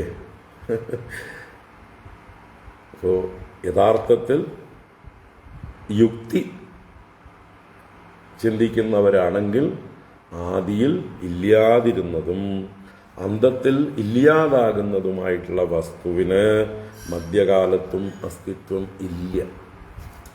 അപ്പൊ പിന്നെ മധ്യകാലത്ത് കണ്ടതൊക്കെയോ അത് ഉള്ള ഒരു വസ്തുവിനെ നിങ്ങൾ കാണുന്നില്ല, അതുകൊണ്ട് അതിനെ തെറ്റിദ്ധരിച്ച് കാണുകയാണ്. ഉള്ളതെന്താന്ന് കാണുന്നില്ല, ആ ഉള്ളതിനെ തെറ്റിദ്ധരിച്ച് കാണുന്നതാണ് ഇപ്പൊ കാണുന്നതെല്ലാം. ഉള്ളതിനെ കാണാനാണ് പരിശ്രമിക്കേണ്ടത്. ഉള്ളതിനെ കാണാനാണ് നമ്മൾ ഭാഗവതം പഠിക്കുന്നത്. സത്യം പരം ധീമഹി, സത്യം പരം ധീമഹി. ഭാഗവതം നിരന്തരം ശ്രവിച്ച് അതിൻ്റെ അർത്ഥമൊക്കെ മനസ്സിലാക്കി അതിനെ മനനം ചെയ്ത് എന്താണ് അതിൻ്റെ പ്രയോജനം? താപത്രയോന്മൂലനം, എല്ലാ താപങ്ങളും നശിക്കുക. അതിന് പരമസത്യത്തെ അറിയണം, സാക്ഷാത്കരിക്കണം. അതാണ് ചെയ്യേണ്ടത്. അല്ലാതെ ഭാഗവതം പഠിച്ച് നന്നായിട്ട് തെറ്റില്ലാതെ ശ്ലോകങ്ങളെല്ലാം എനിക്ക് ചൊല്ലാൻ കഴിയും എന്ന് പറഞ്ഞുകൊണ്ട് പല വേദികളിലും തിരക്കി ഇടിച്ചു കയറി സപ്താഹം നടക്കുന്നിടത്തൊക്കെ ചെന്ന് എനിക്കും ഇത്തിരി വായിക്കാൻ തരുമോ, ഞാനും ഇത്തിരി വായിക്കട്ടെ അല്ലേ? ഞാൻ കൃഷ്ണാത്മാനന്ദ സ്വാമിയുടെ ഭാഗവത ജ്ഞാനഗംഗയിൽ നിന്ന് കുറേ പഠിച്ചിട്ടുണ്ട്, എനിക്ക് വായിക്കാൻ അറിയാം, അക്ഷരങ്ങളൊക്കെ കൂട്ടി വായിക്കാൻ അറിയാം, ഞാനും കുറച്ച് വായിക്കട്ടെ. അല്ലെങ്കിൽ ഇതൊക്കെ എനിക്ക് വ്യാഖ്യാനിക്കാൻ അറിയാം, കുറച്ച് വ്യാഖ്യാനിക്കട്ടെ എന്നൊക്കെ പറയുന്നതൊക്കെ വെറും നേരം പോക്കായി കരുതിയാൽ മതി. പറഞ്ഞോളൂ, ചെയ്തോളൂ, പക്ഷെ അതിലൊന്നും വലിയ കാര്യമില്ല അല്ലേ? മൊത്തത്തിൽ ഈ ജഗത്തെ മിഥ്യയാണെന്ന് മനസ്സിലാക്കി കഴിയുമ്പോൾ ഇതെല്ലാം വെറും ടൈം പാസ്. അതിലൊന്നും തീവ്രമായിട്ട് മത്സരബുദ്ധിയോടുകൂടി ഒന്നും ചെയ്യേണ്ട കാര്യമൊന്നുമില്ല. Take it easy. എല്ലാം ഈസി ആയിട്ട് എടുക്കുക, ചെയ്യുക. നേരം പോക്കായിട്ട്. അല്ലാതെ ഇപ്പോൾ ഇതൊന്നും ആരെയും പ്രകടിപ്പിച്ച് ആരെയെങ്കിലും ബോധ്യപ്പെടുത്തി എന്തെങ്കിലും അവാർഡുകളോ അംഗീകാരങ്ങളോ പത്മശ്രീയോ പത്മവിഭൂഷണോ ഒന്നും കിട്ടാനും പോകുന്നില്ല, വേണ്ടേനും ആർക്കും വേണ്ട, കിട്ടിയിട്ടൊരു കാര്യവുമില്ല. എന്ത് കിട്ടിയാലും അത് ഭാരമാണ്. നമ്മുടെ പൊങ്ങച്ചത്തെ അല്ലേ, നമ്മുടെ അഹങ്കാരത്തെ അഭിമാനത്തെയൊക്കെ കൂടുതൽ കൂടുതൽ പോഷിപ്പിക്കുന്നതാണ് ഏത് അംഗീകാരവും. അംഗീകാരങ്ങളിലൊന്നും ഭ്രമിക്കാതിരിക്കാൻ നമുക്ക് ശ്രമിക്കാം. എല്ലാം മൃഷയാണ്, മിഥ്യയാണ് എന്ന് ധരിക്കാം. അപ്പോൾ ഇവിടെ പറഞ്ഞത് യത് ഇതം ന ആസ നിധനാദനു ന ഭവിഷ്യത്ത് അതഃ അന്തരാ ഏകരസേ ത്വയി മൃഷാവിഭാതി. അതുകൊണ്ട് തന്നെ അന്തരാ എന്ന് പറഞ്ഞാൽ ഇൻ ബിറ്റ്വീൻ, മധ്യകാലത്ത്, ഇടക്കാലത്ത്, ഏകരസേ ത്വയി, വാസ്തവത്തിൽ എല്ലാറ്റിനും ഏകരസമായിരിക്കുന്നത് അങ്ങ് മാത്രമാണ്, ആ ഭഗവാൻ മാത്രമാണ്, പരബ്രഹ്മസ്വരൂപൻ മാത്രമാണ്. അങ്ങനെയുള്ള ഏകരസേ ത്വയി മൃഷാ വിഭാതി, മൃഷയായിട്ട് പ്രകാശിക്കുകയാണ്, മിഥ്യയായിട്ട് പ്രകാശിക്കുകയാണ്. യത്ര ത്രിസർഗോ മൃഷാ, യത്ര യസ്മിൻ ഭഗവതി, യസ്മിൻ പരബ്രഹ്മണി, യസ്മിൻ സച്ചിദാനന്ദേ ഏകരസേ ത്വയി മൃഷാ ഭാതി വിഭാതി, മൃഷയായിട്ട് പ്രകാശിക്കുകയാണ്, മിഥ്യയായിട്ട് ഇല്ലാത്തതാണ്, ഉണ്ടെന്ന് തോന്നുകയാണ്. ദ്രവിണജാതി വികൽപ്പപദൈഹി ഉപമീയതേ, എല്ലാം തന്നെ ദ്രവിണജാതി, ദ്രവ്യങ്ങളുടെ വിവിധ ജാതികളായിട്ട്, ജാതി വിഭേദങ്ങളെ കൊണ്ട്, വികൽപ്പപദൈഹി, വികൽപ്പമാർഗങ്ങളെ കൊണ്ട് പല പ്രകാരത്തിൽ ഉപമീയത്തെ, വെറുതെ ഉപമിക്കപ്പെടുക മാത്രമാണ്, പറയപ്പെടുക മാത്രമാണ്. ഭേദങ്ങളെല്ലാം കൽപ്പിതമാണ് എന്ന് പറയാം. മണ്ണിൽ നിന്ന് ജനിച്ചതിനെയെല്ലാം മൃണ്മയമായിട്ടുള്ള വസ്തുക്കളെ ഘടാദികൾ, ഘടശരാവാദികൾ എന്ന് നമ്മൾ പല പേരിൽ വിളിക്കുന്നു. ഉള്ളതെന്താണ്? മണ്ണ്. അതുപോലെ ഇരുമ്പ് കൊണ്ട്, മറ്റ് ലോഹങ്ങളെ കൊണ്ടുണ്ടാക്കപ്പെടുന്നതായിട്ടുള്ള ദ്രവ്യങ്ങളെ ഓരോരോ പേരിൽ വിളിക്കുന്നു. അതുപോലെ തന്നെ സ്വർണം കൊണ്ടുണ്ടാക്കിയ ആഭരണങ്ങൾക്ക് പല പേരുകൾ നമ്മൾ കൽപ്പിച്ചു കൊടുക്കുന്നു. അങ്ങനെ വികൽപ്പ പദങ്ങൾ നമ്മൾ ഉപമിക്കുന്നു, അതിന് ചേർത്ത് വയ്ക്കുന്നു എന്നർത്ഥം. ഉപമീയത്തെ എന്ന് പറഞ്ഞാൽ അതിന് ചേർത്ത്, അതിലാരോപിച്ച് അതിനെ ഉദാഹരിക്കുന്നു. അതെന്താണ് വാസ്തവത്തിൽ? വിതത മനോവിലാസം, വിതതമായ മനോവിലാസമാണ്. വിതതം എന്ന് പറഞ്ഞാൽ ന തതം, വിപരീതമായിരിക്കുന്ന തഥാ എന്നുള്ള അവസ്ഥ. തഥാ എന്ന് പറഞ്ഞാൽ അപ്രകാരം, ആസ് ഇറ്റ് ഈസ്, ഉള്ളത് ആണ് തഥ. തഥം എന്ന് പറഞ്ഞാൽ ആ ഉള്ളതുപോലെ. അതിന്റെ വിപരീതമാണ് വിതതം, വ്യർത്ഥം, ഇല്ലാത്തത്, അയഥാർത്ഥമായത്. അവിതത മനോവിലാസം, പരമാർത്ഥമല്ലാത്ത മനസ്സിന്റെ വിലാസങ്ങളാണ്, ഭ്രമമാണ്, നമ്മളുടെ കൽപ്പനകളാണ്. അതിനെ അബുദാഹ ഋതം ഇതി അവയന്തി. അബുദാഹ, ബുദ്ധിയില്ലാത്തവർ, ബുദ്ധിയെ വേണ്ട പോലെ ഉപയോഗിക്കാത്തവർ. എല്ലാവർക്കും ഭഗവാൻ ബുദ്ധിയൊക്കെ തന്നിട്ടുണ്ട്, പക്ഷെ ആരും ഉപയോഗിച്ച് ശീലിച്ചിട്ടില്ല, അല്ലേ? കയ്യിൽ നമുക്ക് പല ആയുധങ്ങളുണ്ടെങ്കിലും അത് ഉപയോഗിക്കാതിരുന്നാൽ അത് തുരുമ്പെടുത്തു പോകും, അത് ഉപയോഗിക്കാൻ നമ്മൾ പരിശീലിച്ചിട്ടില്ലെങ്കിൽ. അതുപോലെ നമുക്ക് ഈശ്വരൻ എല്ലാ മനുഷ്യർക്കും ബുദ്ധി തന്നിട്ടുണ്ട്, പക്ഷേ അതിനെ വേണ്ട പോലെ ഉപയോഗിച്ചിട്ടില്ല, വേണ്ടതൊന്നും ചിന്തിച്ചിട്ടില്ല. അതുകൊണ്ട് ഓരോ ദിവസവും രാവിലെ എഴുന്നേൽക്കുമ്പോൾ ഈ ബുദ്ധി കൊണ്ട് വേണ്ടാത്തതൊക്കെ ചിന്തിക്കും. ഇന്ന് ആർക്കൊക്കെ പാര വയ്ക്കണം, അല്ലെങ്കിൽ ഇന്ന് എനിക്ക് സാധിക്കാനുള്ള കാര്യങ്ങൾ എളുപ്പത്തിൽ എങ്ങനെ സാധിക്കാം,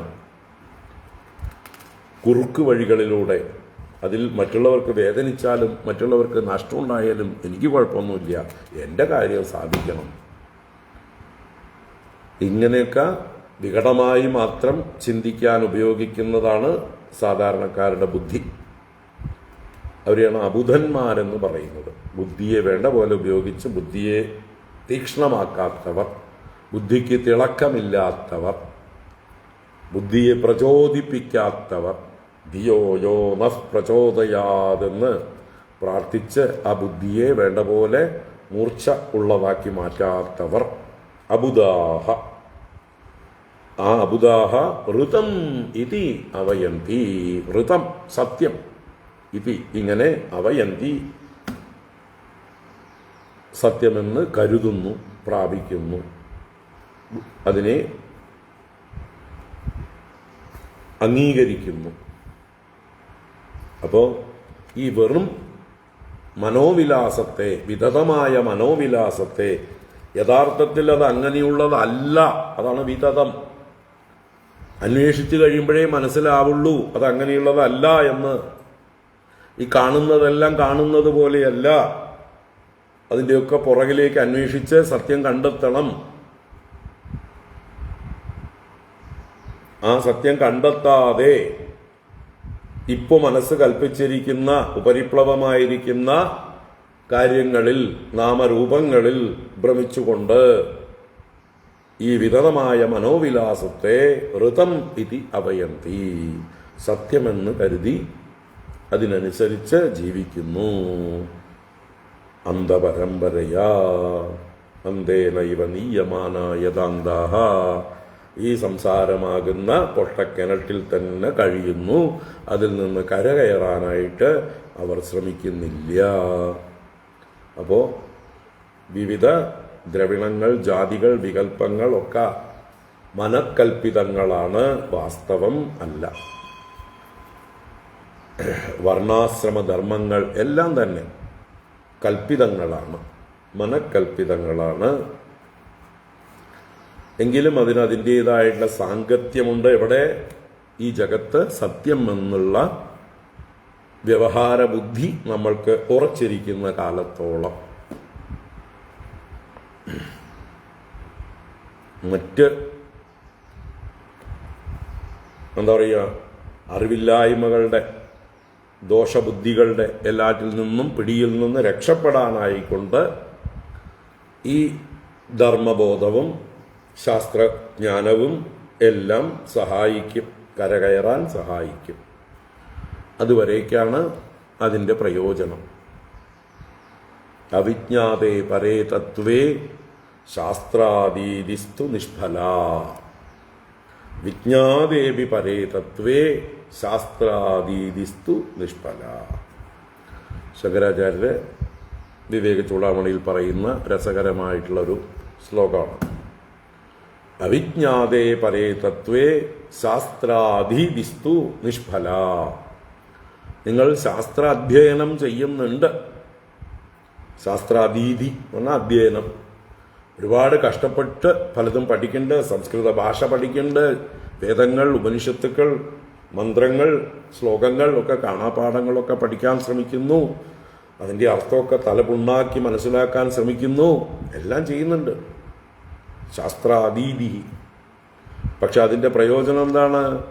പരമതത്വം അറിയുകയാണ്. ആ തത്വം അറിയാത്തിടത്തോളം കാലം ശാസ്ത്രാധീതിസ്തു നിഷ്ഫല, ഫലമില്ലാത്തതാണ്. വെറുതെ വാഴ വെച്ചു കൊലയൊന്നുമില്ല, അല്ലെങ്കിൽ വെറുതെ തെങ്ങ് വെച്ചു നാളികേറൊന്നുമില്ല. അതുപോലെ ഈ ശാസ്ത്രാധ്യയനം നിഷ്ഫലമായി പോകും. അവിജ്ഞാതേ പരേ തത്വേ ശാസ്ത്രാദീതിസ്തു നിഷ്ഫല, വിജ്ഞാതേപി പരേ തത്വേ ശാസ്ത്രാദീതിസ്തു നിഷ്ഫല. ഇനി ഈ പരമതത്വം അറിഞ്ഞു കഴിഞ്ഞാലോ? ഈ തത്വം അറിഞ്ഞു കഴിഞ്ഞാൽ പിന്നെ ശാസ്ത്രാധ്യയനത്തിന്റെ ആവശ്യവും ഇല്ല.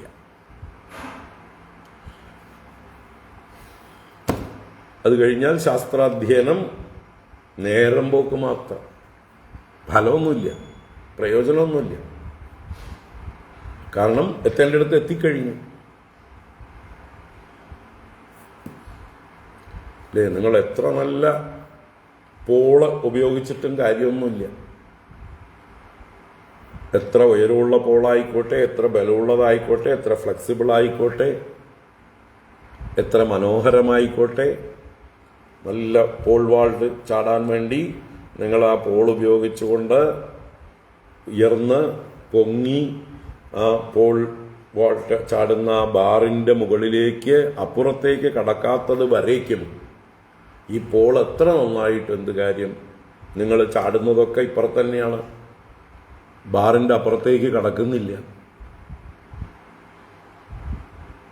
അപ്പോൾ ഈ പോള് എത്ര ഭംഗിയുണ്ടെങ്കിലും ഷോക്കേസിൽ വെക്കാം. അതുപോലെ ചാടിക്കഴിഞ്ഞാലോ, മറുകര ബാറിൻ്റെ അപ്പുറത്തേക്ക് ചാടിക്കഴിഞ്ഞാലോ, പിന്നെയും ഇതിനെ ഉപേക്ഷിച്ചില്ലെങ്കിൽ നിഷ്ഫല, നിങ്ങൾ ചാടിയതിന് പ്രയോജനമില്ല. അപ്പം അവിടെ എത്തുന്നത് വരയ്ക്കേ ഇതിൻ്റെ ആവശ്യമുള്ളൂ, അത് കഴിഞ്ഞാൽ കളയണം. അതുപോലെയാണ് നമ്മുടെ എല്ലാ ധർമാനുഷ്ഠാനങ്ങളും, എല്ലാ കർമാനുഷ്ഠാനങ്ങളും, എല്ലാ ശാസ്ത്ര അധ്യയനങ്ങളും, എല്ലാറ്റിനും ഒരു ലക്ഷ്യമുണ്ട്. ആ ലക്ഷ്യത്തിൽ എത്തുന്നത് വരേക്കാണ് അതിൻ്റെ പ്രയോജനം. നമ്മൾ കാലിൽ ചെരുപ്പിട്ടിട്ട് ക്ഷേത്രത്തിൻ്റെ ഗോപുരദ്വാരം വരെ പോകാം. അത് കഴിഞ്ഞാൽ അവിടെ ചെരുപ്പ് അഴിച്ചു വെച്ച് നഗ്നപാതരായി ശ്രീകോവിലിൻ്റെ അടുത്തേക്ക് പോകാം. ആ ചെരുപ്പിൻ്റെ ഉപയോഗമാണ് ഇതുപോലെയുള്ള അനുഷ്ഠാനങ്ങൾക്കൊക്കെ, എല്ലാ പഠനങ്ങൾക്കും എല്ലാറ്റിൻ്റെയും പ്രയോജനം എന്ന് ഒരു ബോധം ഉണ്ടായിരിക്കുക. നമ്മളെ ലക്ഷ്യത്തിലെത്തിക്കാനുള്ളതാണ് ഇതെല്ലാം. വാഹനം നമ്മളെ ലക്ഷ്യത്തിലെത്തിക്കാനുള്ളതാണ്. എത്തിക്കഴിഞ്ഞാൽ വാഹനത്തിൽ നിന്ന് ഇറങ്ങി ചെന്ന കാര്യം സാധിക്കണം. അപ്പം അതുപോലെയാണ് ഈ ശാസ്ത്ര പഠനങ്ങളെല്ലാം, ധർമാനുഷ്ഠാനങ്ങൾ എല്ലാം. അപ്പോൾ എന്താ പറയുക, ഇതെല്ലാം മായയാണ്, അഥവാ മനസ്സിൻ്റെ കൽപ്പനയാണ്. വിതത മനോവിലാസം, യഥാർത്ഥമല്ലാത്ത മനസ്സിൻ്റെ ലീലകളാണ്, കേളികളാണ്, മനസ്സിൻ്റെ സ്വഭാവമാണ് ഇങ്ങനെ നമ്മളെ ഭ്രമിപ്പിക്കുക എന്നത്. എന്നാൽ അത് മനസ്സിലാക്കാത്ത അബുദാഹ ഋതമിതി അവയന്തി, സത്യമെന്ന് കരുതുന്നു. അതുകൊണ്ട് ഈ ജഗത്ത് മുമ്പുണ്ടായിരുന്നതല്ല, ഭാവിയിൽ ഇല്ലാതെയാവുന്നതാണ്, ഇപ്പോൾ ഉള്ളതായിട്ടുള്ളത് തോന്നൽ മാത്രമാണ്. ഏകരസനായ ആ ഭഗവാനിൽ ആരോപിതമാണ്, അധ്യസ്ഥമാണ്, വിവർത്തമാണ്. അല്ലാതെ ഭഗവാൻ പരിണമിച്ച് ജഗത്തായതല്ല. ഭഗവാനിൽ നിന്ന്, ബീജത്തിൽ നിന്ന് വൃക്ഷമുണ്ടാകും പോലെയോ, മുട്ടയിൽ നിന്ന് പക്ഷികളുണ്ടാകും പോലെയോ, മുട്ട നശിച്ച് ബീജം നശിച്ച് വൃക്ഷമാകുന്നത് പോലെ, മുട്ട നശിച്ച് പക്ഷിയാകുന്നത് പോലെ ഈ ജഗത്തായതല്ല. കയറിൽ പാമ്പെന്ന പോലെ, അതാണ് മൃഷ. അതിനാണ് വിവർത്തം എന്ന് പറയുന്നത്. അപ്പൊ ഈ ജഗത്ത് അത് ബ്രഹ്മത്തിൻ്റെ ഉൽപ്പന്നമല്ല, അഥവാ കാര്യമല്ല. കാര്യകാരണമെല്ലാം ബ്രഹ്മത്തിലാണ്. ബ്രഹ്മത്തിൽ നിന്ന് ഉൽപ്പന്നമായതുമല്ല, ബ്രഹ്മത്തിൻ്റെ പരിണാമവും അല്ല. പാല് തൈരാവും പോലെ പരിണമിച്ചുണ്ടായതല്ല. ബ്രഹ്മത്തെ തെറ്റിദ്ധരിച്ചതാണ്, ബ്രഹ്മത്തിൽ ആരോപിതമാണ്. ഈ ഒരു ബോധം നിരന്തരം നമ്മുടെ ഉള്ളിലേക്ക് ഉറപ്പിച്ചുകൊണ്ടേയിരിക്കുക. അതാണ് സത്യം. പരം ധീമഹി യത്ര ത്രിസർഗോ മൃഷാ. ഏതൊന്നിൽ ഈ കാണുന്നതായിട്ടുള്ള സ്ഥൂല സൂക്ഷ്മ കാരണ സൃഷ്ടികളെല്ലാം, അല്ലെങ്കിൽ ഭൂർഭുവസ്വഹ എന്നുള്ള 3 ലോകങ്ങൾ, അല്ലെങ്കിൽ സത്വം രജസ് തമസ് എന്നുള്ള പേരിൽ ഗുണങ്ങൾ വ്യത്യസ്തമായി അറിയപ്പെടുന്ന സൃഷ്ടികൾ എല്ലാം തന്നെ മൃഷ. മൃഷ എന്ന് പറഞ്ഞാൽ കൽപ്പിത, മനക്കൽപ്പിത. സത്യമുണ്ടവിടെ. പക്ഷെ ആ സത്യത്തെ നമ്മൾ കാണുന്നില്ല. നമ്മൾ നമ്മുടെ ഉള്ളിലുള്ള അജ്ഞാനം നിർമ്മിതമായ അസത്തുക്കളെ, അസത്യങ്ങളെ ആ സത്യത്തിൻ്റെ മുകളിൽ അടിച്ചേൽപ്പിക്കുകയാണ്, ആരോപിക്കുകയാണ്.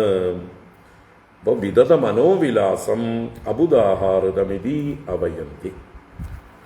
അപ്പോൾ ഈ ഒരു സിദ്ധാന്തം കൂടി ഉറപ്പിക്കുക. എന്ത്?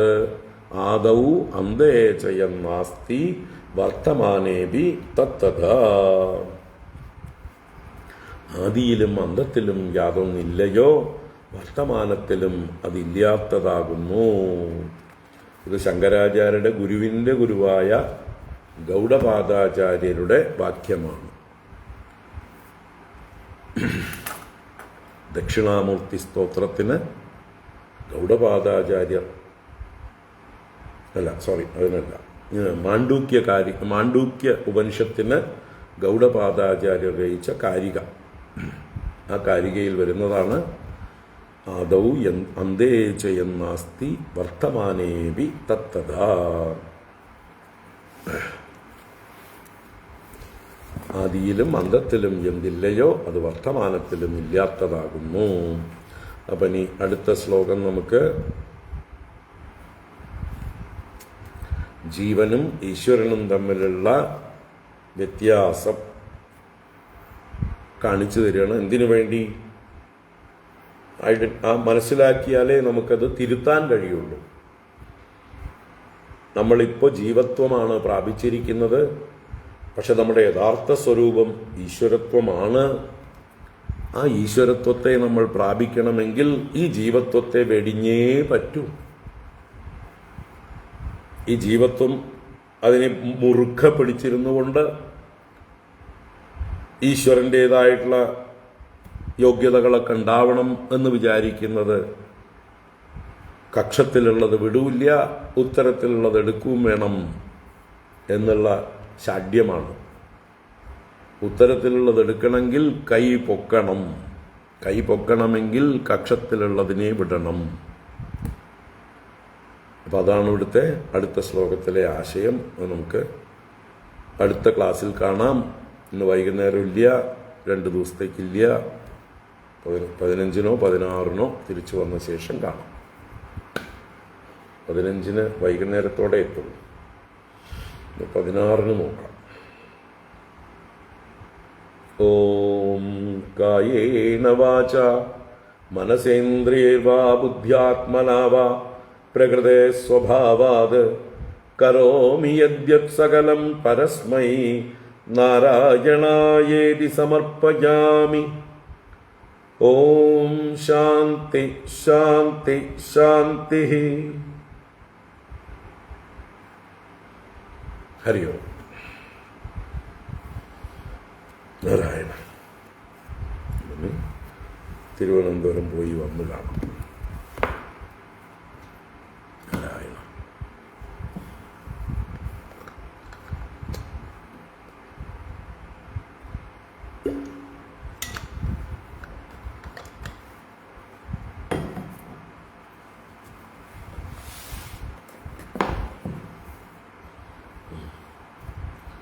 നാരായണ.